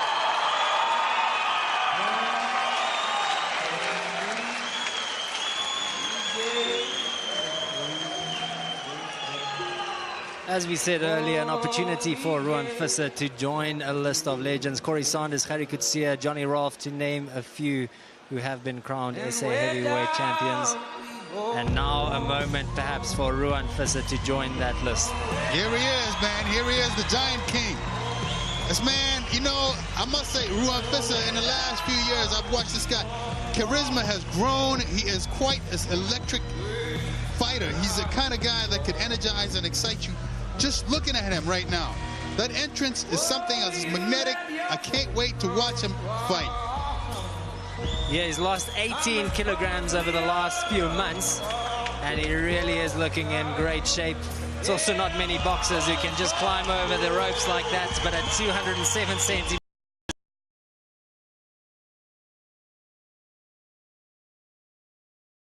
Wonderful, wonderful to see Ruan Vissar, one of the promising young boxers in South African boxing. We're going to head back to Richard now.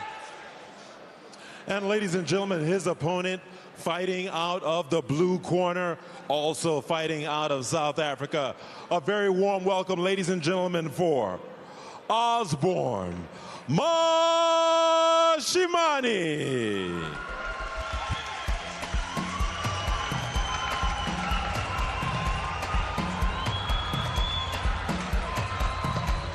The Big Daddy in good spirits here. You can see how relaxed he is. He took the title back in October with the unanimous decision victory against Justice Siliga. Some said he was lucky to win that fight because he wasn't in the best shape. Probably still not in the best shape, as we've spoken about. But in his career, 23 wins, 17 of those by knockout. And he has got those 10 defeats as well. The two originally said a few years ago that they wouldn't fight each other because they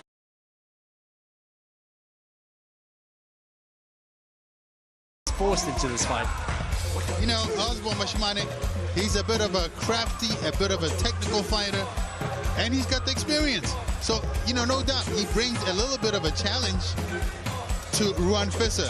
But you know what, like I said, Ruan Kwesé has been training, has been improving his game. I'm sure he's got like a night, he'll bring something interesting. Yeah, that's one thing that Osborne Mashimane said yesterday. He said he knows exactly what Ruan Kwesé is going to bring into the ring. And so he knows how to counter that as well. And with a lot of experience, Mashimane is probably able to do that to a certain point. But the way that Ruan Kwesé is looking at the moment, it is going to be very, very difficult to stop him.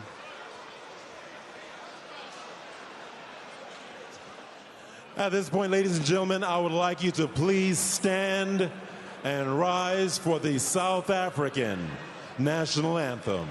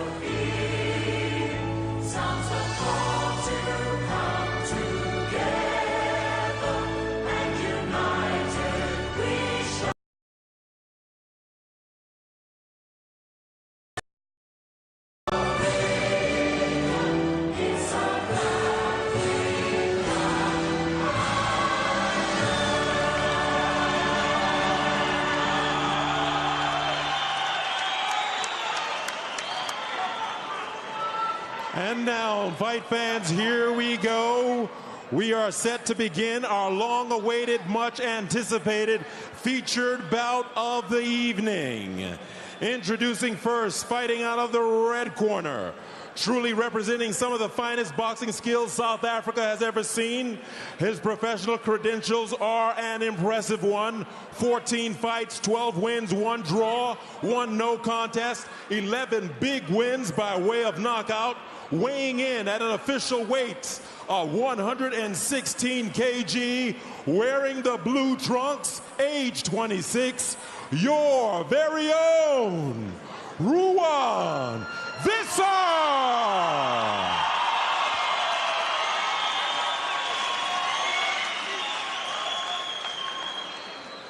And his opponent to my right, fighting out of the blue corner. He comes here tonight prepared to step through the threshold of greatness. His official weight is 143.5 kg, wearing the black and gold trunks. His professional record is an impressive one. 36 fights, 24 big wins, 10 losses, 2 draws, and 18 wins by way of knockout, age 39. A big, very warm welcome for Osborne Mashimane.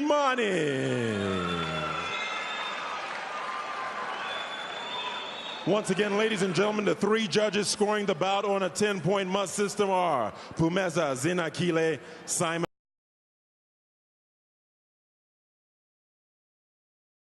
sounds is Jop van Nieuwenhuizen.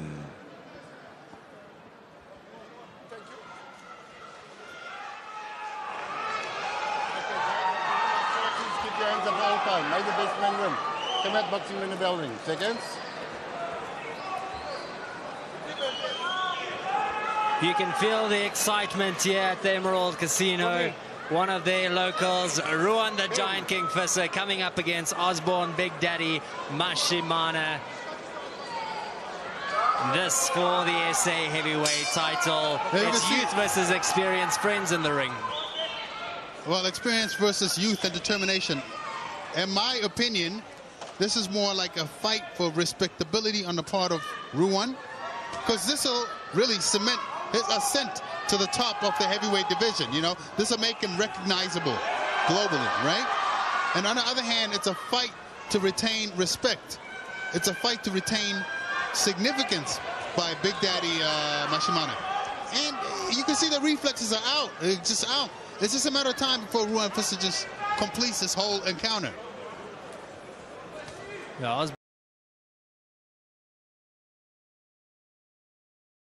let go of the title on his own time. He knows at the age of 39 he is heading into the probably final couple of years of his career, and at the moment he's just blocking his way, because Ruan Kwesé also just sizing up his opponent, and Ruan Kwesé at the moment is all focus as he locks eyes with Osborne Mashimane, just waiting for a gap to break through that defense. They're just touching each other right there. What I'm looking to see Ruan employ that jab. I'm looking to see him use that. But you see Osborne is blocking a jab with the shoulder. I'm looking to see that jab control the distance and him drop that big right hand. Osborne did say yesterday that if the fight goes the entire 12 rounds, he believes he will come out on top, because he is able to do that. If you look at Ruan Kwessé's record, only once he's had to go the distance, so maybe not too much experience in that department. But if you look at the condition of these two, you would have to think that Ruan Kwesé is the fitter fighter. Yeah, absolutely. Without a doubt, if you look at it, you can see Ruan Kwesé immediately. I mean, Osborne, it's not good. You can't come into the ring looking like this, but obviously he's done it, you know. But clearly, I got to tell you right now, Osborne, he's an awkward fighter. He's got the skills. He knows what to do. He's a good boxer. He's a good boxer. And if he's well conditioned, he could give you a hard night. If not, a disappointment. Well, we did say earlier that Osborne is a smart boxer as well. He's fought all over the world. He went to fight in China the last time he went, and fought overseas against Julong Zhang. That was for the WBA Oceania heavyweight title. He lost on that occasion, but he's also fought in Australia. He's fought in the UK. He's fought in Sweden as well. Plenty of experience and good intent there by Mashimane, just taking the fight to Ruan Kwesé. He's the longest reigning heavyweight champion in South African boxing history. Probably the longest reigning champion across all divisions in South Africa, period. Big hit there from Ruan Kwesé on the body of Mashimane. And a great opening round, a scene setter here for us in this SA heavyweight title fight.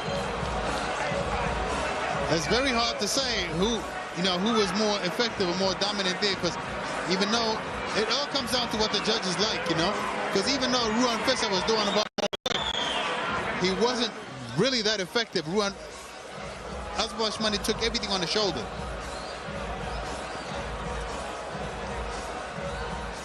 So these two fighters just settling into this bout. Also looking composed at the moment as he gets some advice from Ali Bashir.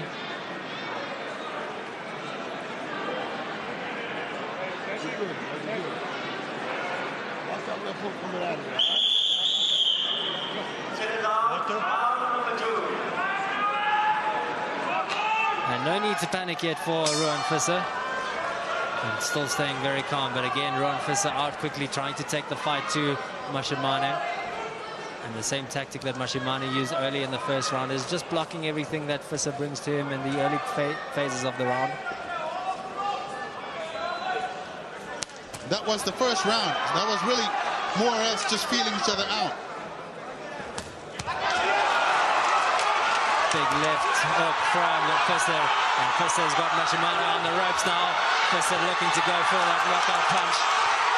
And Kwesé has taken control of this bout. Mashimane trying to defend his way out of it. And he's done well to get some relief here. But Kwesé really taking the fight to Mashimane at the moment, and all Mashimane can do is raise his hands to try and defend everything Ruan Kwesé is taking to him at the moment. And you can hear the crowd also getting excited because their hometown favorite is taking control.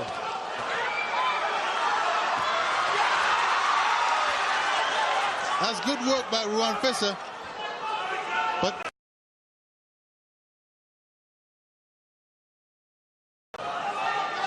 it's very good blocking. Mashimane doing very well to survive that onslaught.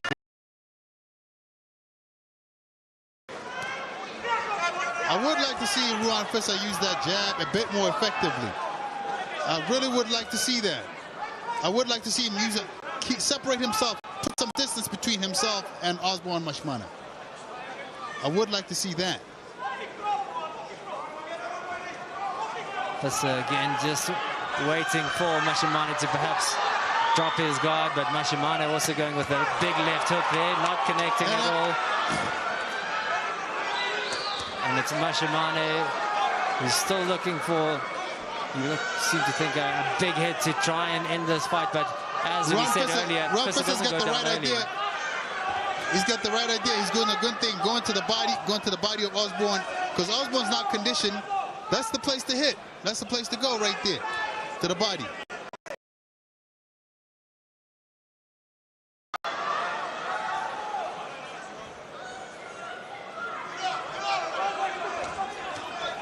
Mashimane again with that big left hook. He's not able to make contact with the face of Kwesé at this stage. And Kwesé, you can almost feel the punches when Kwesé throws a punch. He really is very strong.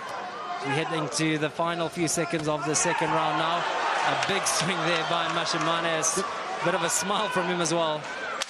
The reflexes of Mashimane just tell you that this man he's not well conditioned. He's not in the best shape, but he's got the experience and he knows what to do. And my bet is that Ruan Kwesé could stop him going to the stomach.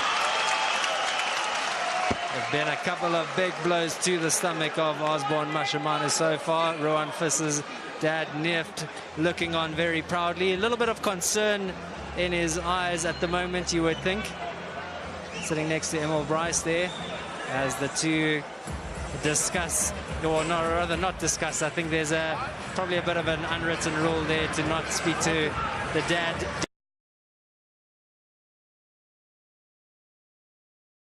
Is saying at the moment, but a proud moment for the father of Ruan Kwesé as well.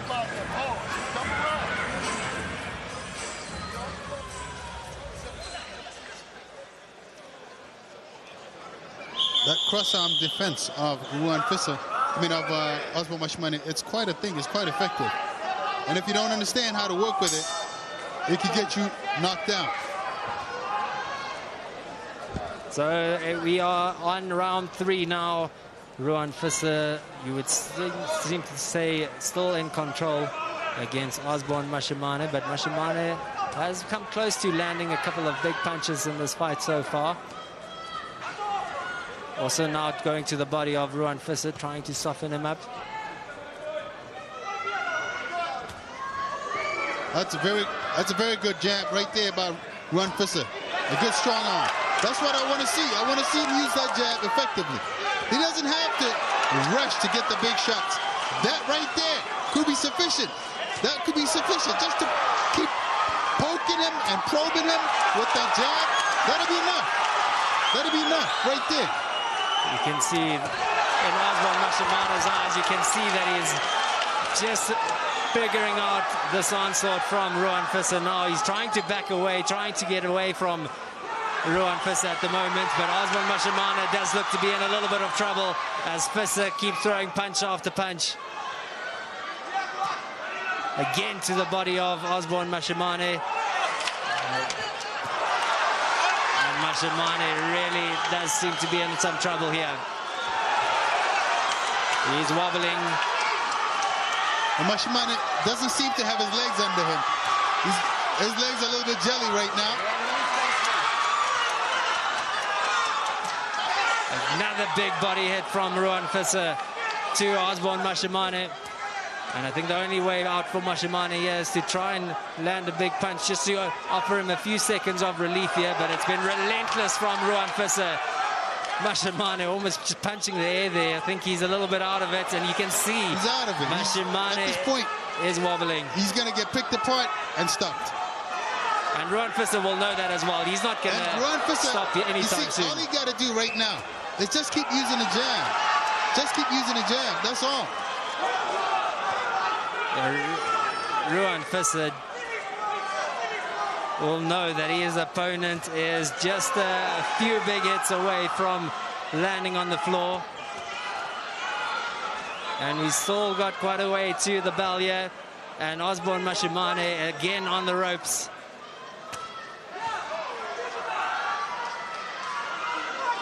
And those jabs connecting almost every time from Ruan Visser.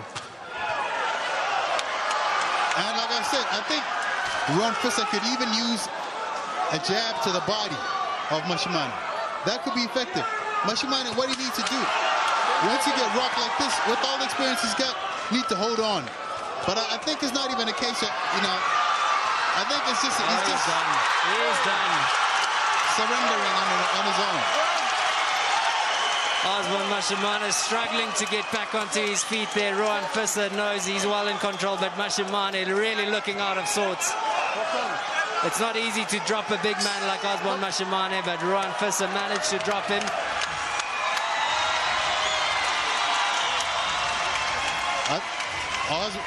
Osborne don't look good at all. He doesn't look good at all. And I think, like I said, I think it's just a matter of time. It's a matter of time before the penny drops. All that water, everything they do to him is just not going to revive him. And what I'd like to see from Ruan Visser right now is just stay on the outside, use that jab again. Just use that, keep probing him with that jab.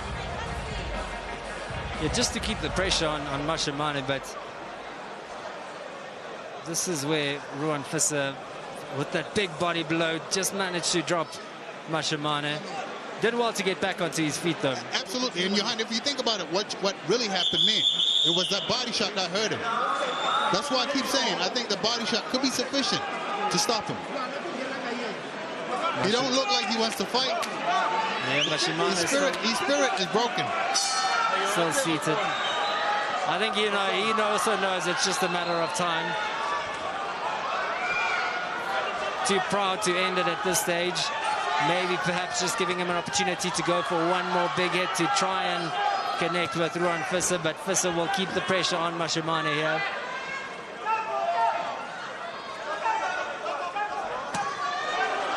That's the kind of stuff. But that was, I think that was perhaps a little bit low. But those body shots, that's enough. I don't think Ruan Visser really got to try to worry about trying to knock them out in their head. Just go for the body.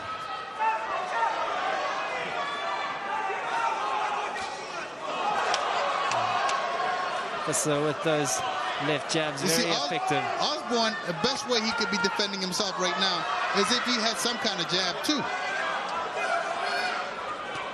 But he's not responding. He's not doing anything. He's not offering anything in retaliation. Yeah, other than a couple of big swings from Osborne Mashimane, he really doesn't seem to know what to do here against the Giant King. I think it's the size overwhelming him, as well as the fact that he's just not conditioned. And at the age 39, it's very, very difficult to get yourself in good enough shape to fight somebody this young, this strong, this determined, on this type of destructive upward trajectory. Yeah, and don't forget that someone like Ruan Visser has spent a lot of time in the ring with Vladimir Klitschko, receiving punch after punch. So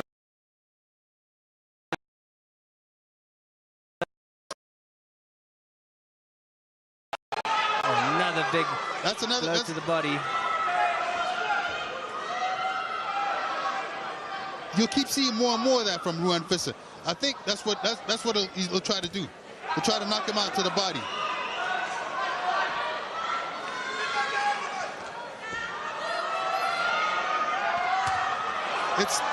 Osborne, actually, as a matter of fact, has never lost in South Africa. But you know, it's a very is so big. He's got 14 fights so far, right? 12 wins and 11 KOs. One of his fights was a no contest. It was a no contest against a guy called Gary Kobia back in 2015. This happened in America. The thing is, they were so big, both of them were so big, and they actually made the ring collapse. I think it was somewhere in the second or third round because they were far too big. The ring just collapsed and they had to stop the fight. Yeah. 10 seconds. A good finish to this round here by Osborne Mashimane. Perhaps he's just not done yet. Yeah, he's coming back. He's coming back. A proud record in South Africa, as you mentioned, hasn't lost yet. They don't call him Big Daddy for nothing. Yeah, and as we've spoken about, you don't stay one of the best heavyweight boxers, if not the best in South Africa, since the year 2000, an 18-year career.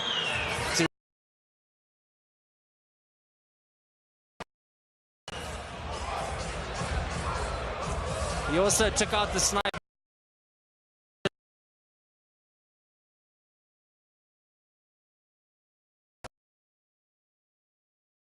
Big Daddy does know how to throw the big punches, and Ruan Visser won't enjoy what happened there in the final parts of that round. What do you tell?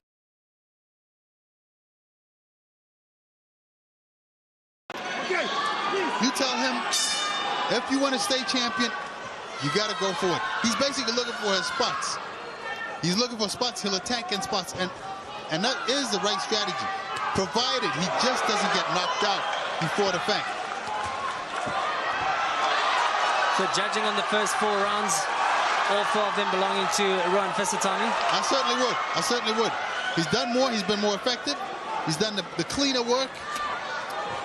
And so far, Osborne has done just pretty much survive.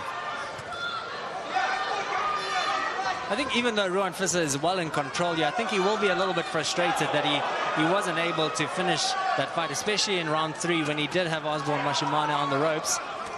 And he will just have to be careful that his frustration doesn't get the better of him and that he doesn't allow Mashimane perhaps an opening and drop his guard for a little bit. And you see, the problem right there is Ruan Visser is allowing Osborne Mashimane back in the fight. So what would your advice be to Ruan Visser, is just to make sure that you stay on Mashimane? You got to stay on that body. He's got to stay on that body. He's got to stay with the jab and stay on that body. You can just see in the eyes of Ruan Visser, he's not as happy as he was during those first few rounds. And as the fight progresses, he'll get more and more frustrated.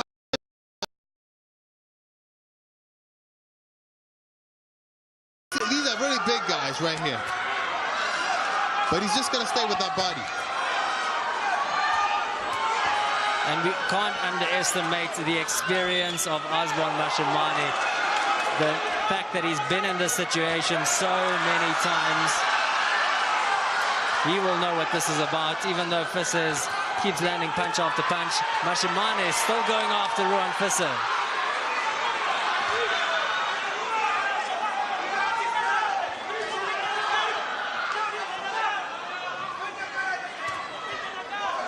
The thing about Osborne Mashimane and Ruan Visser, you can see these guys are real heavyweights. They're like, except Osborne Mashimane really could look better. He really could look like a heavyweight champion. He really could have done a better job of conditioning himself. You can see he's exhausted. And again, Visser has got Mashimane on the ropes. And again, Mashimane is looking a little bit wobbly on his feet. He's looking a little bit uncomfortable at the moment. And he'll be looking forward to the bell here at the end of round 5.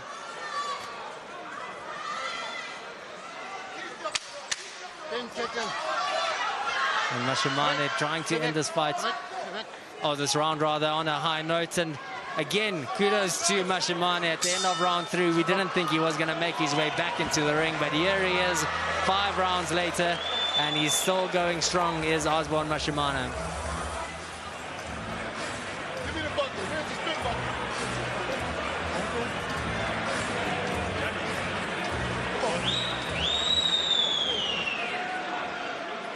I mean, how do you do that? You know, how do you do that at 145 kilos and 39 years old? How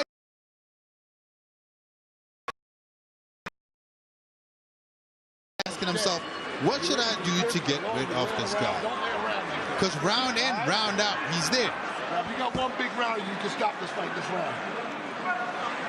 You can stop this fight this round with some combination punching. How you feeling? You feel good? All right, let's go out there and look like this. And that will be key. A couple of combinations from Ruan Kwesé, says Ali Bashir, and he could end this fight in the 6th round.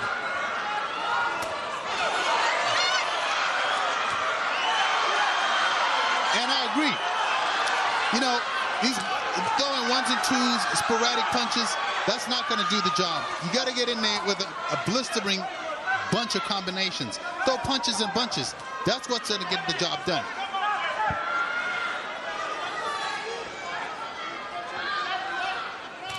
Kwesé just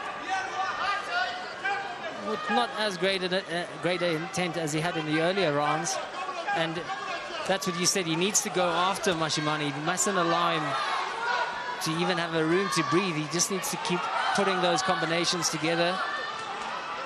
And he's managing to do it now, but he could be doing it with greater intent, I think. Exactly.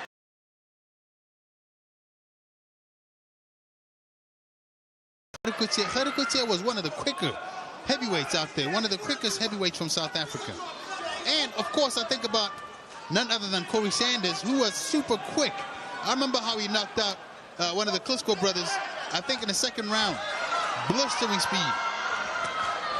And remember, Osborne has fought Corey Sanders. I think he fought Corey Sanders, but he actually won the title from Anton Nell. And the crowd getting excited here as Ruan Kwesé lands a few combinations. Mashimane hugging his way out of that situation, but Ruan Kwesé right back in the face of Osborne Mashimane here. Again going to the body is Ruan Kwesé. He's quite crafty. He's quite crafty, Osborne Mashimane.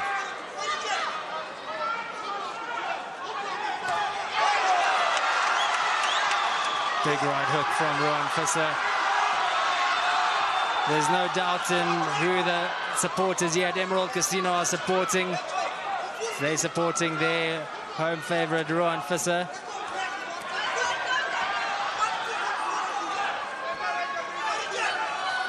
And also, I think if you look at SA boxing, and especially the heavyweight division, you would think that it will be the better result for the SA heavyweight division if Ruan Kwesé does manage to win this fight and to win the title, because he is the SA's biggest hope for an international heavyweight title, and we haven't had that in quite a few years. And Ruan Kwesé still on Osborne Mashimane, and Mashimane will do well to survive the final 10 seconds here. 10 seconds. Yeah, I think it's coming like it's becoming a case of, you know, the accumulative effect of all the little jabs and body shots that Ruan Kwesé has been showing. They're going to affect Osborne down the road. 6 rounds later, Osborne Mashimane is still standing against Ruan the Giant King Kwesé.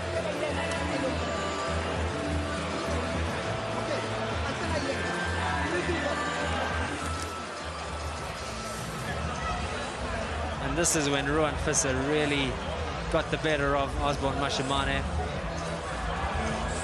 landing a couple of nice combinations. Oh, but you can see, you know, that crossover defense of Osborne Mashimane, it's very effective because he's not absorbing the full. He's not absorbing those right hands, you know, that booming right hand from Ruan Kwesé. Except it hasn't protected him so much to the body. Ruan Kwesé been effective with those uppercuts to the body, and I keep saying that's where he's got to go. That's where all the money is. Osborne Mashimane again sluggish and slow as he makes his way off his seat for round 7 of this SA heavyweight title fight.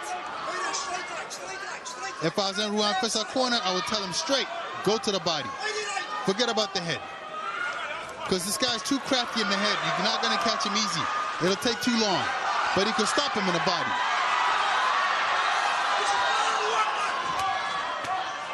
Another thing is Ruan Fissa's he keeps throwing 1, 2, 1, 2 instead of throwing combinations. You know, a flurry, a barrage of shots. That's what's going to get the job done. You see, like something like that. But add a few more to that. Exactly. He needs to throw 5, 4, 6 shots. You can't throw 1 or 2 and think that should be enough. He's quite crafty, Osborne Mashimane. Going into the fight, Ruan Fissa, this is probably the tactic that he trained during his preparations, is to just land a couple of big ones. But the sign of a good fighter is that he's able to change his tactic on the night to what his opponent is doing. Exactly, but he's also able to change within the fight. He's able to change during the fight.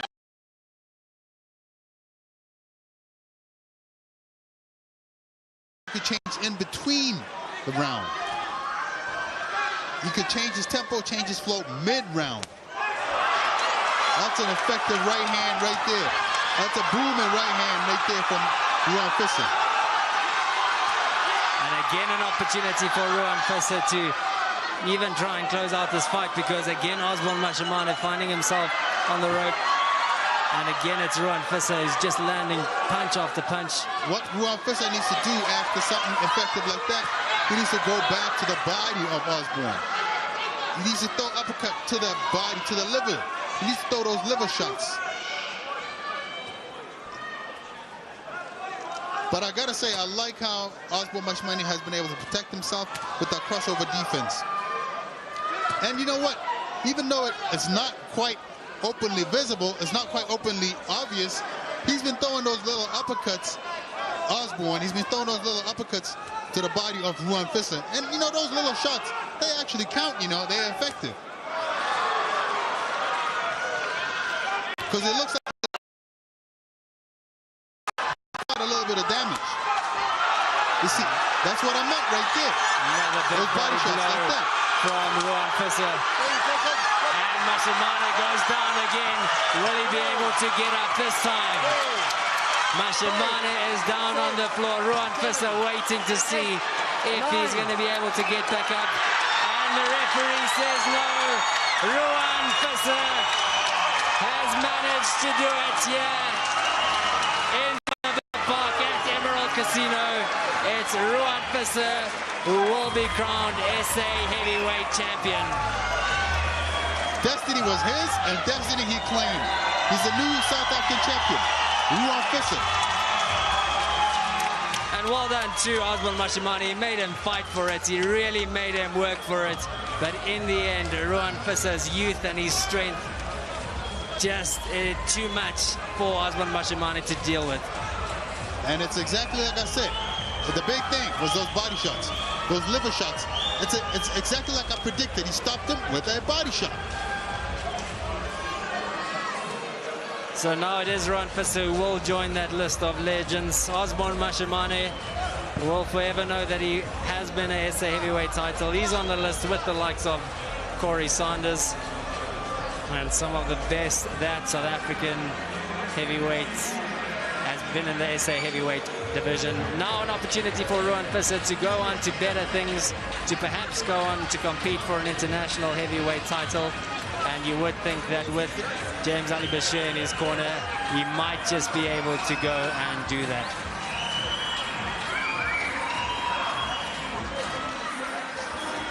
He's fought so hard for it, he's worked so hard for it, and long. That's Ruan Fissa, the new South African heavyweight champion.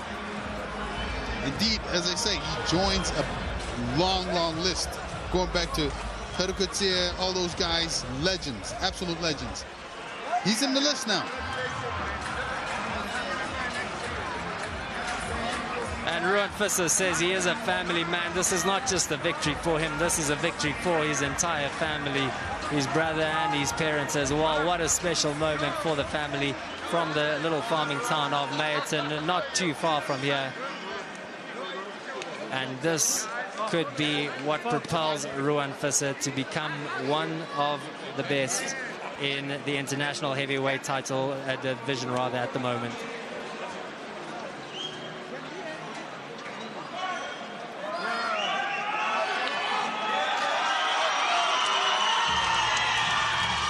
So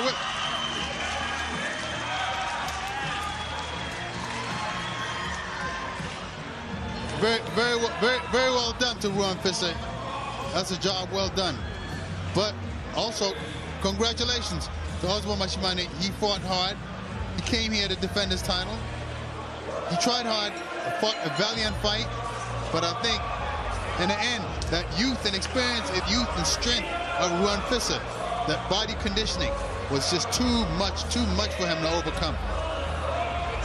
You would think it's an end of an era as Osborne Mashimane has to hand his title to Ruan the Giant King Kwesé.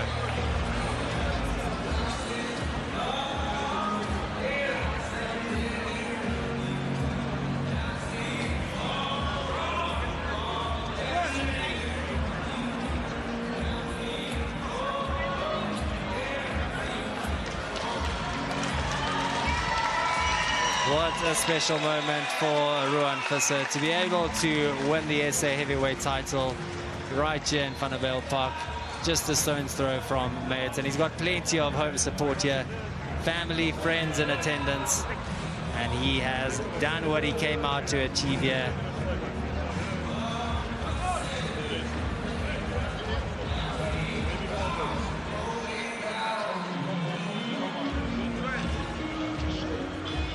Osborne Mashimane leaving the ring for a little bit, but called back to come and officially congratulate Ruan Kwesé there on a very, very well-deserved victory.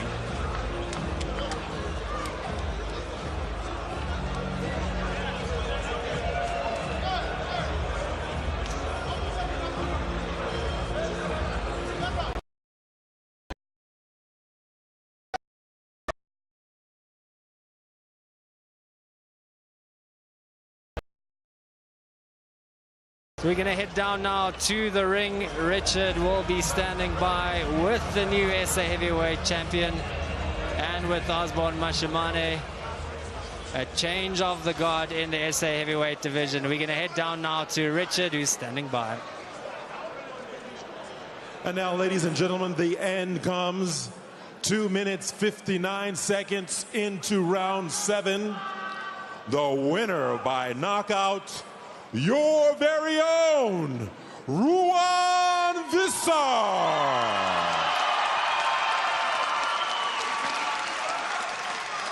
And now, ladies and gentlemen, the belts will be presented by the mayor, Bongani Baloy.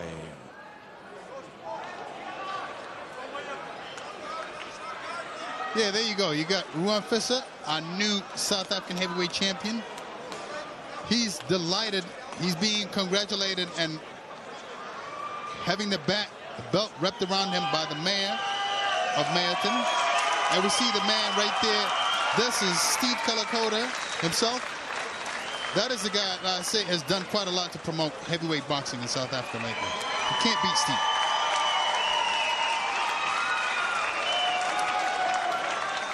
Ruan celebrating it, eating it all up.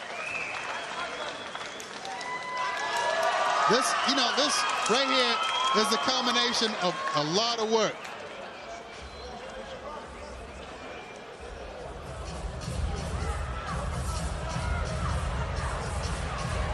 Ruan Kwesé, you are the SA heavyweight champion. Firstly, just tell us, how does that feel to wear that belt around your body? First of all, I want to say thank you to God. I was nervous before this fight, but he gave me strength. He made me pull it through. And I also want to say thank you to Almighty God.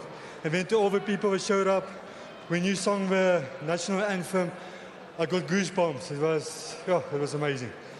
And I just want to say thanks for Osborne for taking this fight, for giving me an opportunity for South Africa title. This title has a lot of history.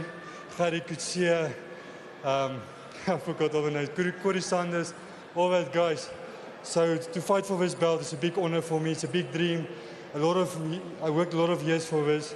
It's hard training, but yeah, I made it. I'm happy, and thanks Osborne. You gave me a lot of experience. I need experience, and I'm very happy tonight.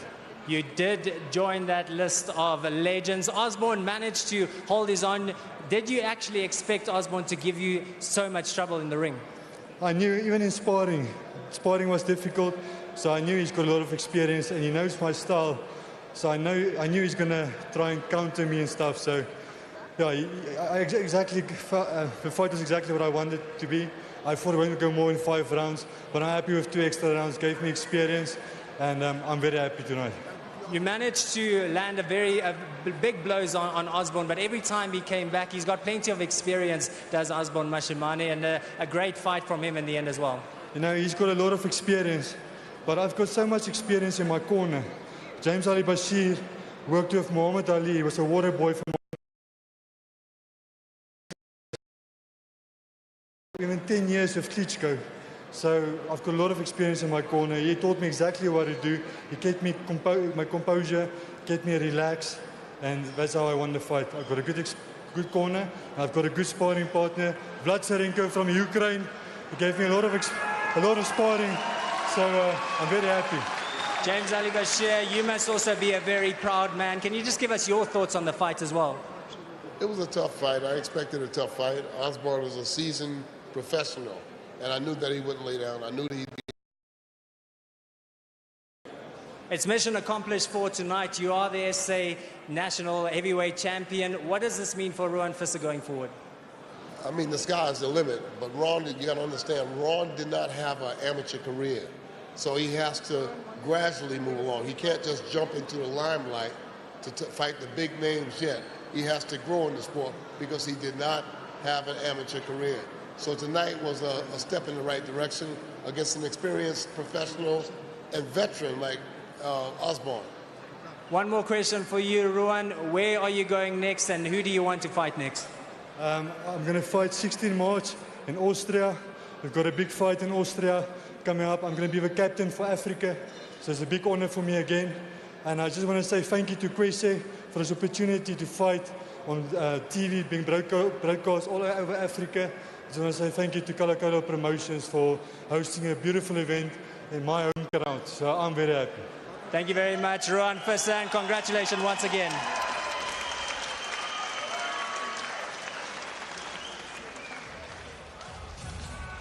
And that was Ruan Visser. But now we get ready for another sensation coming from Croatia. Luka Pupic versus Maono Ali, the challenger from Tanzania. That's up next. That's for the WBC Silver Youth Middleweight title. Get ready. It's going to be fireworks.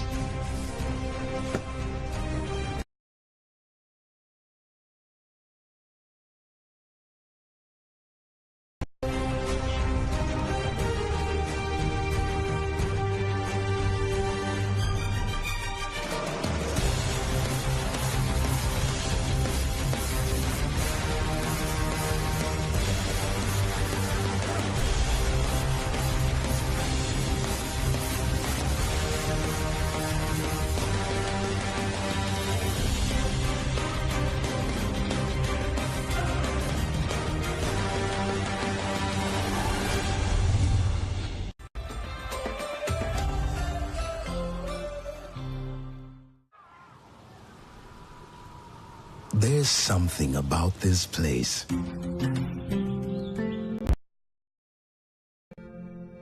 The colors, the people, and the smiles.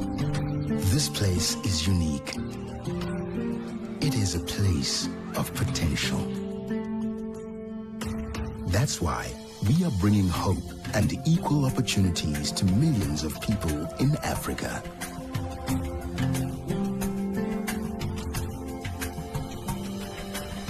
Including the previously excluded.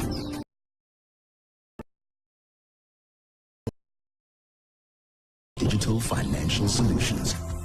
Africa is our business, and we believe in doing well by doing good. Cassava FinTech, leading Africa's digital transactions revolution.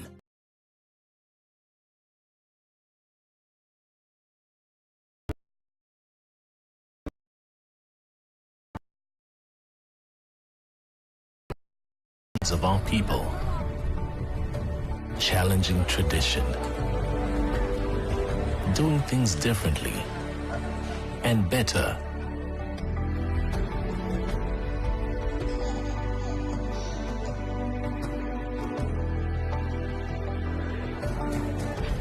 Creating new pathways and possibilities.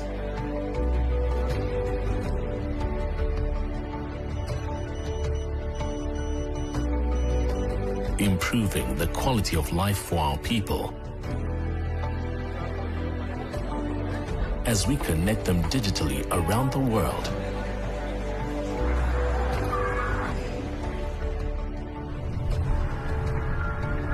Even in the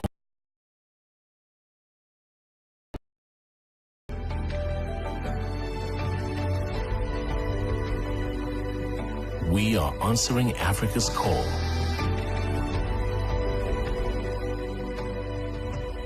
Because we speak African.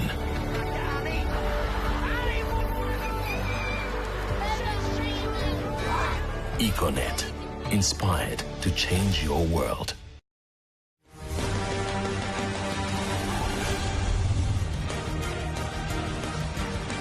The final fight of the night, it's Kwesé Friday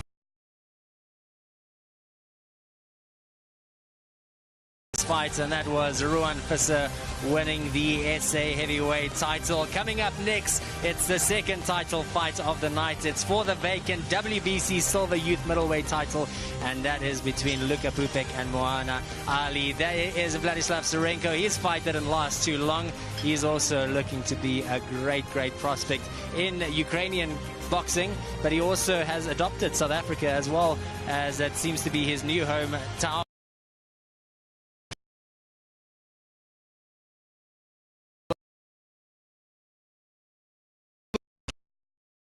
His statistics, but like I said, this guy, he is a first-line guy. He's only got fights, he's only got wins, he's only got knockouts, he's got no losses. Luka Pupek, the youngest national champion of Croatia. He said his main goal is to become the world champion in his division one day. This is the first time that he's fighting in South Africa. In fact, it's the first time that he's fighting in Europe. So he's really testing himself, and that's what you have to do if you want to be the best. You need to go to different situations and go and test yourself over there. Exactly, absolutely. If you want to be the best, you got to fight the best. And right now, he's coming up against a guy from Tanzania, Maono Ali. 10 fights, 7 wins, 3 of them by knockout, only 2 losses, and 1 loss by KO. This guy, he calls himself the Monster of Bagamoyo. He's here to do some work.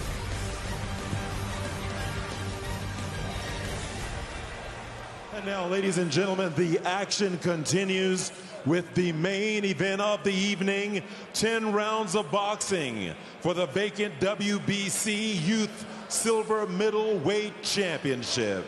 Let's introduce our fighters to the ring. Turn your attention to the stage. A very warm welcome, ladies and gentlemen. A fighter fighting all the way from Tanzania. A big warm welcome for Maono Ali.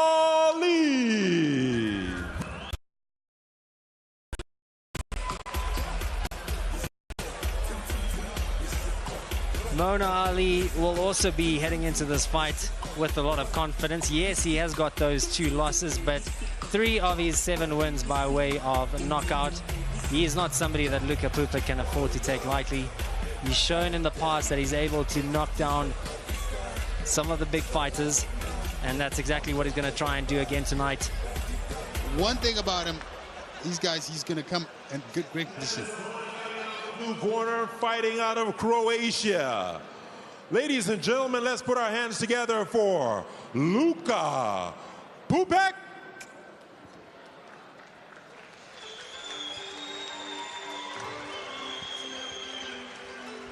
So the 19-year-old, he calls himself the kid from Croatia. He made his debut in November 2014 from Zagreb in Croatia. As you mentioned earlier, Tommy, undefeated, 6 of his 11 wins by way of knockout. Choosing an interesting song to walk out to, and perhaps just to show how cool, calm and ready he is for this encounter.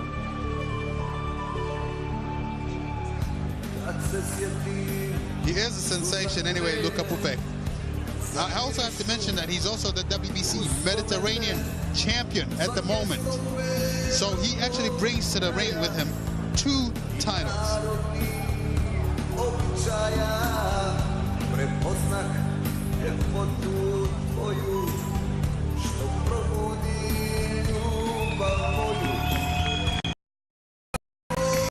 Definitely doesn't lack in confidence, does Luka Pupic. If you look at some of his previous fights, he really is a very, very confident fighter. He knows he's good, but sometimes that can be your undoing as well, heading into the ring. A quick prayer being sent up before he enters. And that is the 19-year-old. They call him the future of boxing in Croatia.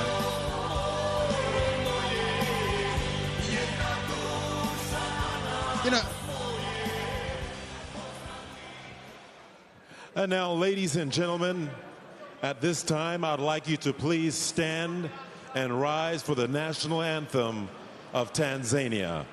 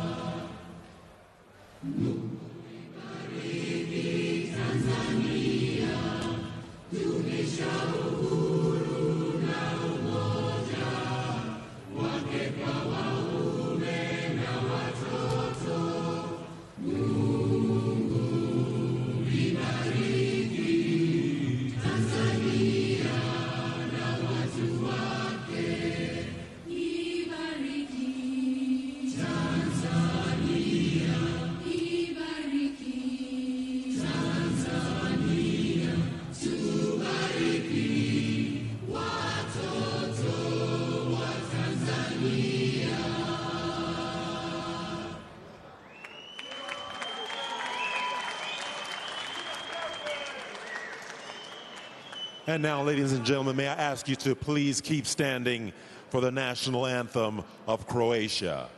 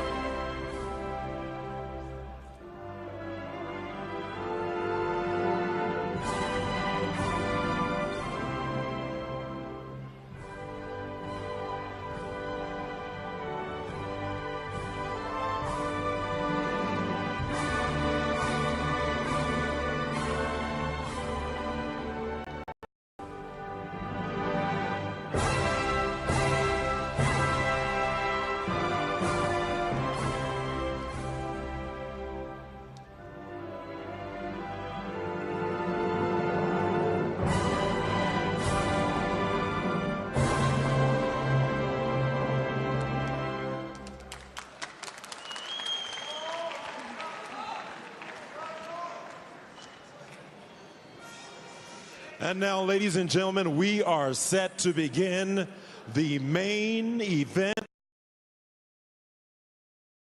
for the vacant WBC Youth Silver Middleweight Championship. This bout is sanctioned by the WBC. The WBC supervisor in attendance is Mali Fetsane Natane. The 3 judges scoring the bout on a 10-point must system are Simon Mokadi, Ben Ngapi,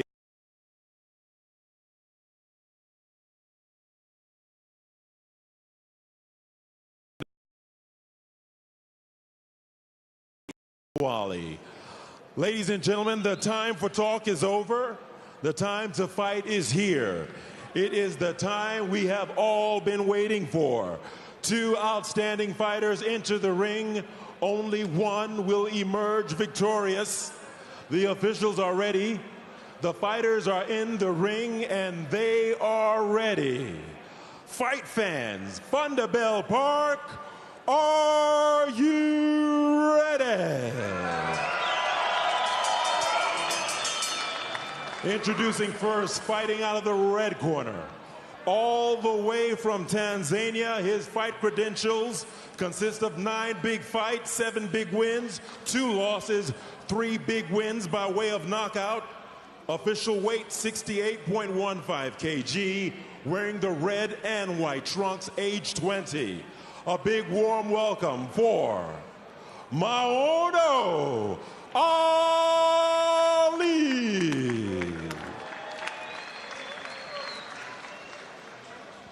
And his opponent fighting out of the blue corner, fighting out of Croatia.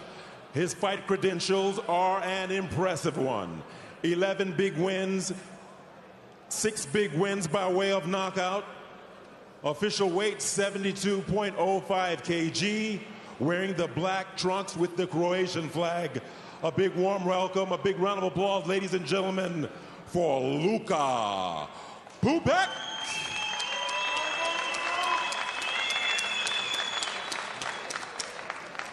And once again, the referee in charge of the action when the bell says Ismail Kouali.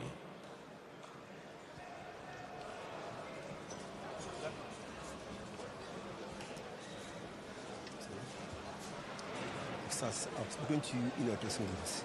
Obey my command at all times. Please to remember, don't hit roll the belt. Hit from here up to here. Yeah, don't hit roll the belt. Yeah. Shake hands and put that. Protect yourself at all times. Do you understand? Shake hands.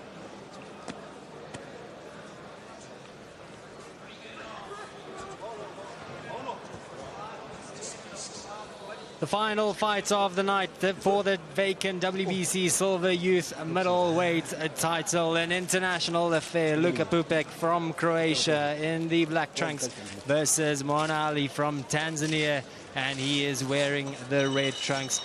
Tommy, to put you on the spot right from the start, how do you see this one playing out? It's a tight matchup, okay? It's going to be a competitive affair while it lasts. I know you're trying to get me to commit to say who's going to win this. I don't know. If I knew, I could bet a lot of money and win. But it should be a good outing for both men. There's a lot riding on Luka Pupek. The guy's highly touted. Everybody expects amazing things out of him. So there's a lot of pressure on him. He's got to come out here and perform.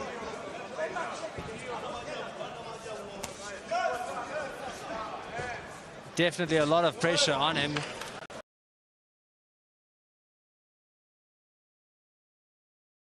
Of boxing in their country, and he's also put a lot of pressure on himself, and he's put a bit of an arrow on his back because he said he wants to become the world champion in his division one day.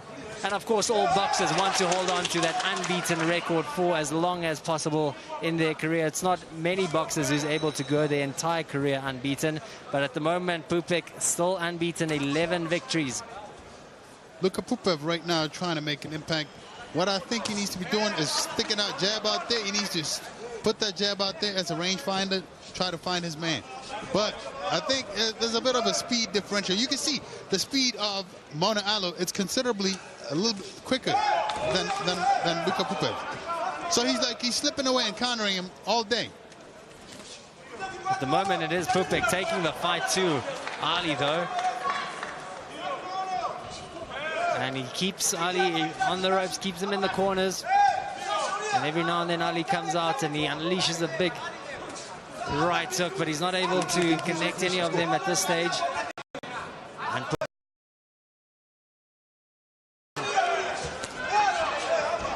there is big hits on Pupek, and Ali showing that he's not going down without a fight here.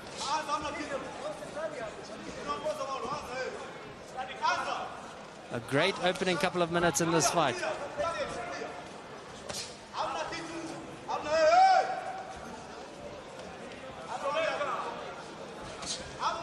Luka Pupek still taking the fight to Mauna Ali at this stage. The referee there telling the red corner just to keep things down. And that's Mauna Ali's corner.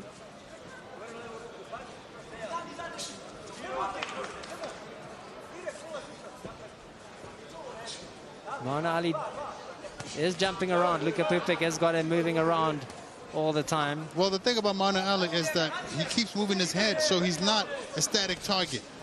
And that presents a bit of a problem for Luka Pupek. Luka Pupek wants a guy to stand in front of him. If you stand right in front of him, he'll work on you, that's for sure. He'll work on you. But if you're moving around like this guy, it makes it a bit more challenging for him. 10 seconds left. Almost the end of this round, and at this stage you'd have to see these two fighters very, very evenly matched. And good aggression being shown by both there. That round right there, you got to give to Mauna Ali.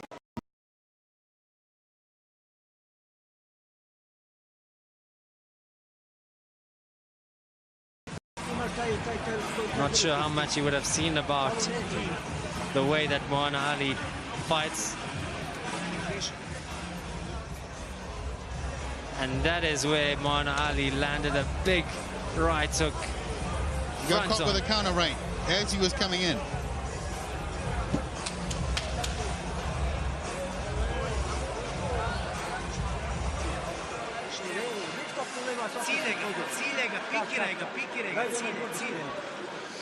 I can't hear what they're saying in our corner of Luka Pupek. But if I could understand Croatian, I would imagine what they're telling him is to pump that jab. They're telling him to set that jab out there. And that's exactly what he tried to do right there. He tried to start with the jab. Very aggressive start here to the second round by Luka Pupek. Similar to the way he came out in his first round. And Luka Pupek is out. He's down on the floor. And you can see in the eyes of Luka Pupek, he is rattled. Is out of it. 8. All right. All right, kick box again. Come and see. Come and see. Come. Kick box. And Luka Pupek is out of it. The referee allowing the fight to continue for now. Mauna Ali in charge, and the referee has called it. Luka Pupek not sure what exactly happened there, Tommy. That is quite an upset. That is quite an upset. He got stopped in the second round. I mean, I told you these guys coming out of Tanzania, sometimes they're very fit, they're very well conditioned, and they know what they're doing. There, he's got the WBC Silver Championship. A phenomenal performance from Mauna Ali from Tanzania. As you mentioned there, he will be the WBC Silver Youth Middleweight Champion. Luka Pupek, I think, is still realizing what just happened. The first defeat in his professional career, and he said it has to happen at some point. I don't think Luka Pupek would have thought that tonight would have been that night for him. That's quite an upset. That is quite an upset. The referee, I think, tried to give Luka Pupek back.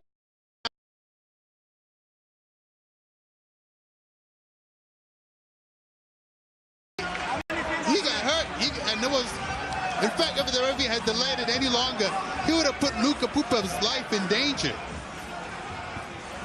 Mauna Ali, previously 7 wins, 2 defeats. Now he's got win number 8. And this is where he took control. He managed to connect earlier in the first round. And Mauna Ali rocking the Croatian Luka Pupek.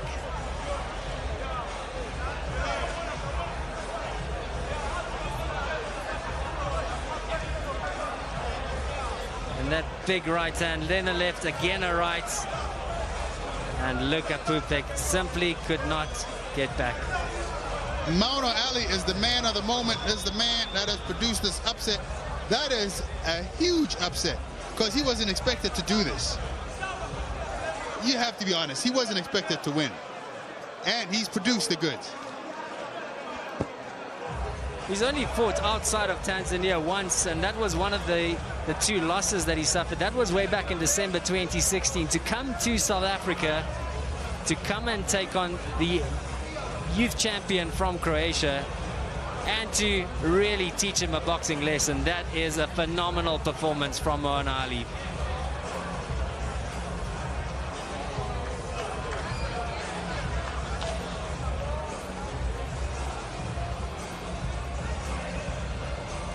Probably would have expected the referee to call the fight before this, but as you said, because Pupek was probably the favorite considered going into this, he did give him the benefit of the doubt, but the referee in the end did not have an option. He needed to bring it to an end. Otherwise, things could have turned really ugly for Pupek. For sure. And that's the kind of thing that gets fighters in trouble. You know, the thing about it is, you think that you're trying to give a fighter benefit of the doubt, but you're actually endangering their life.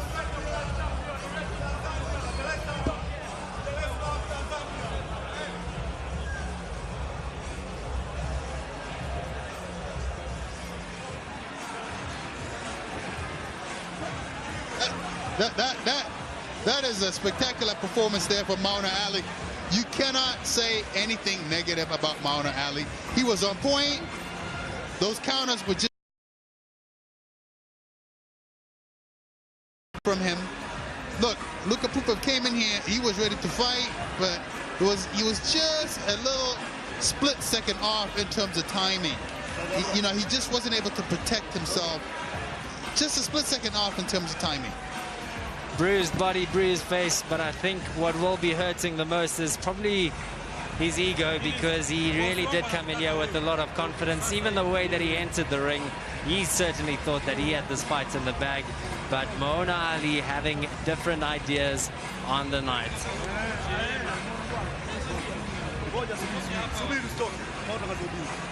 So we are standing by to head down to Richard, who will make the official announcement. And now, ladies and gentlemen, the end comes 47 seconds into round 2. The winner by knockout from Tanzania, Moana Ali.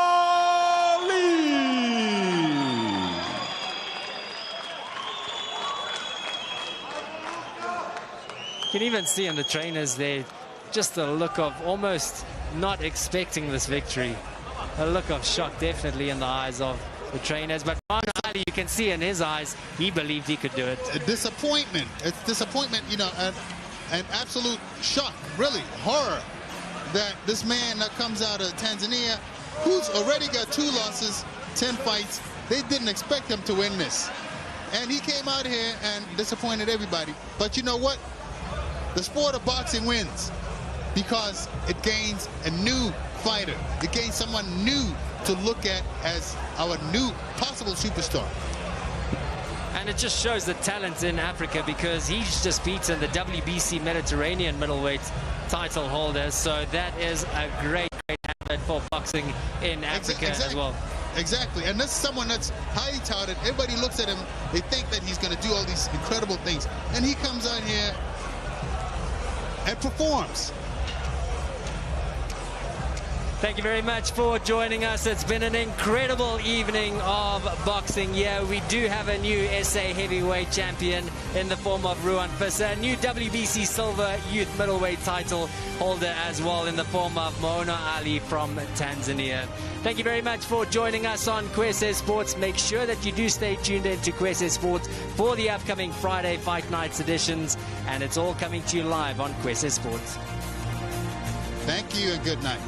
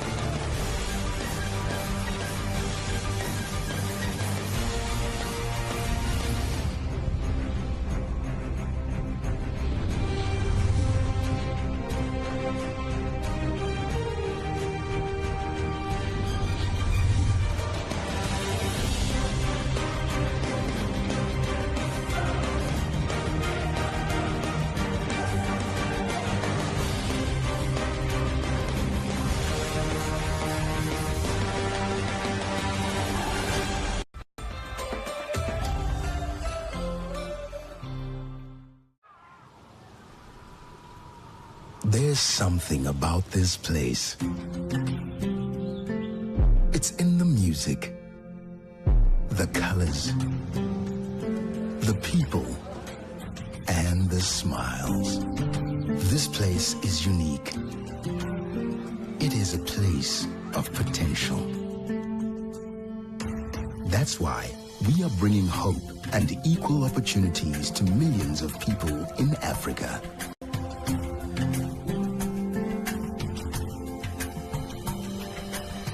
Including the previously excluded. For us, it is more than just providing practical and inclusive digital financial solutions. Africa is our business, and we believe in doing well by doing good. Cassava FinTech, leading Africa's digital transactions revolution. Every day, we rise with purpose and inspiration. Committed to understanding the changing needs of our people, challenging tradition, doing things differently and better.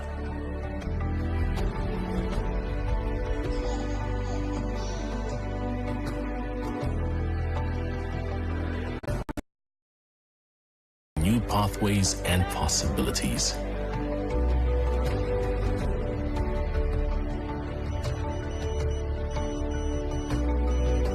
Improving the quality of life for our people as we connect them digitally around the world.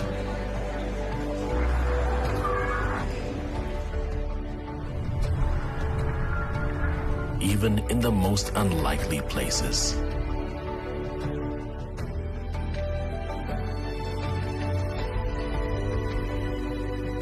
We are answering Africa's call.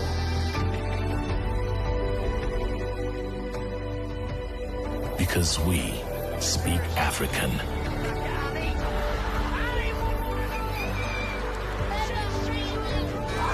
Econet, inspired to change your world.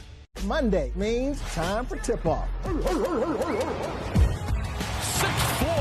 and powerful. Basketball doesn't stop on Kwesé Sports. People did not come to see the men in stripes. We want to see popcorn popping and soda pop being flushed down the gut. I gotta see that over and over again. It's ankle breaking. It's buzzer beating. It's tip-off. Only on Kwesé Sports.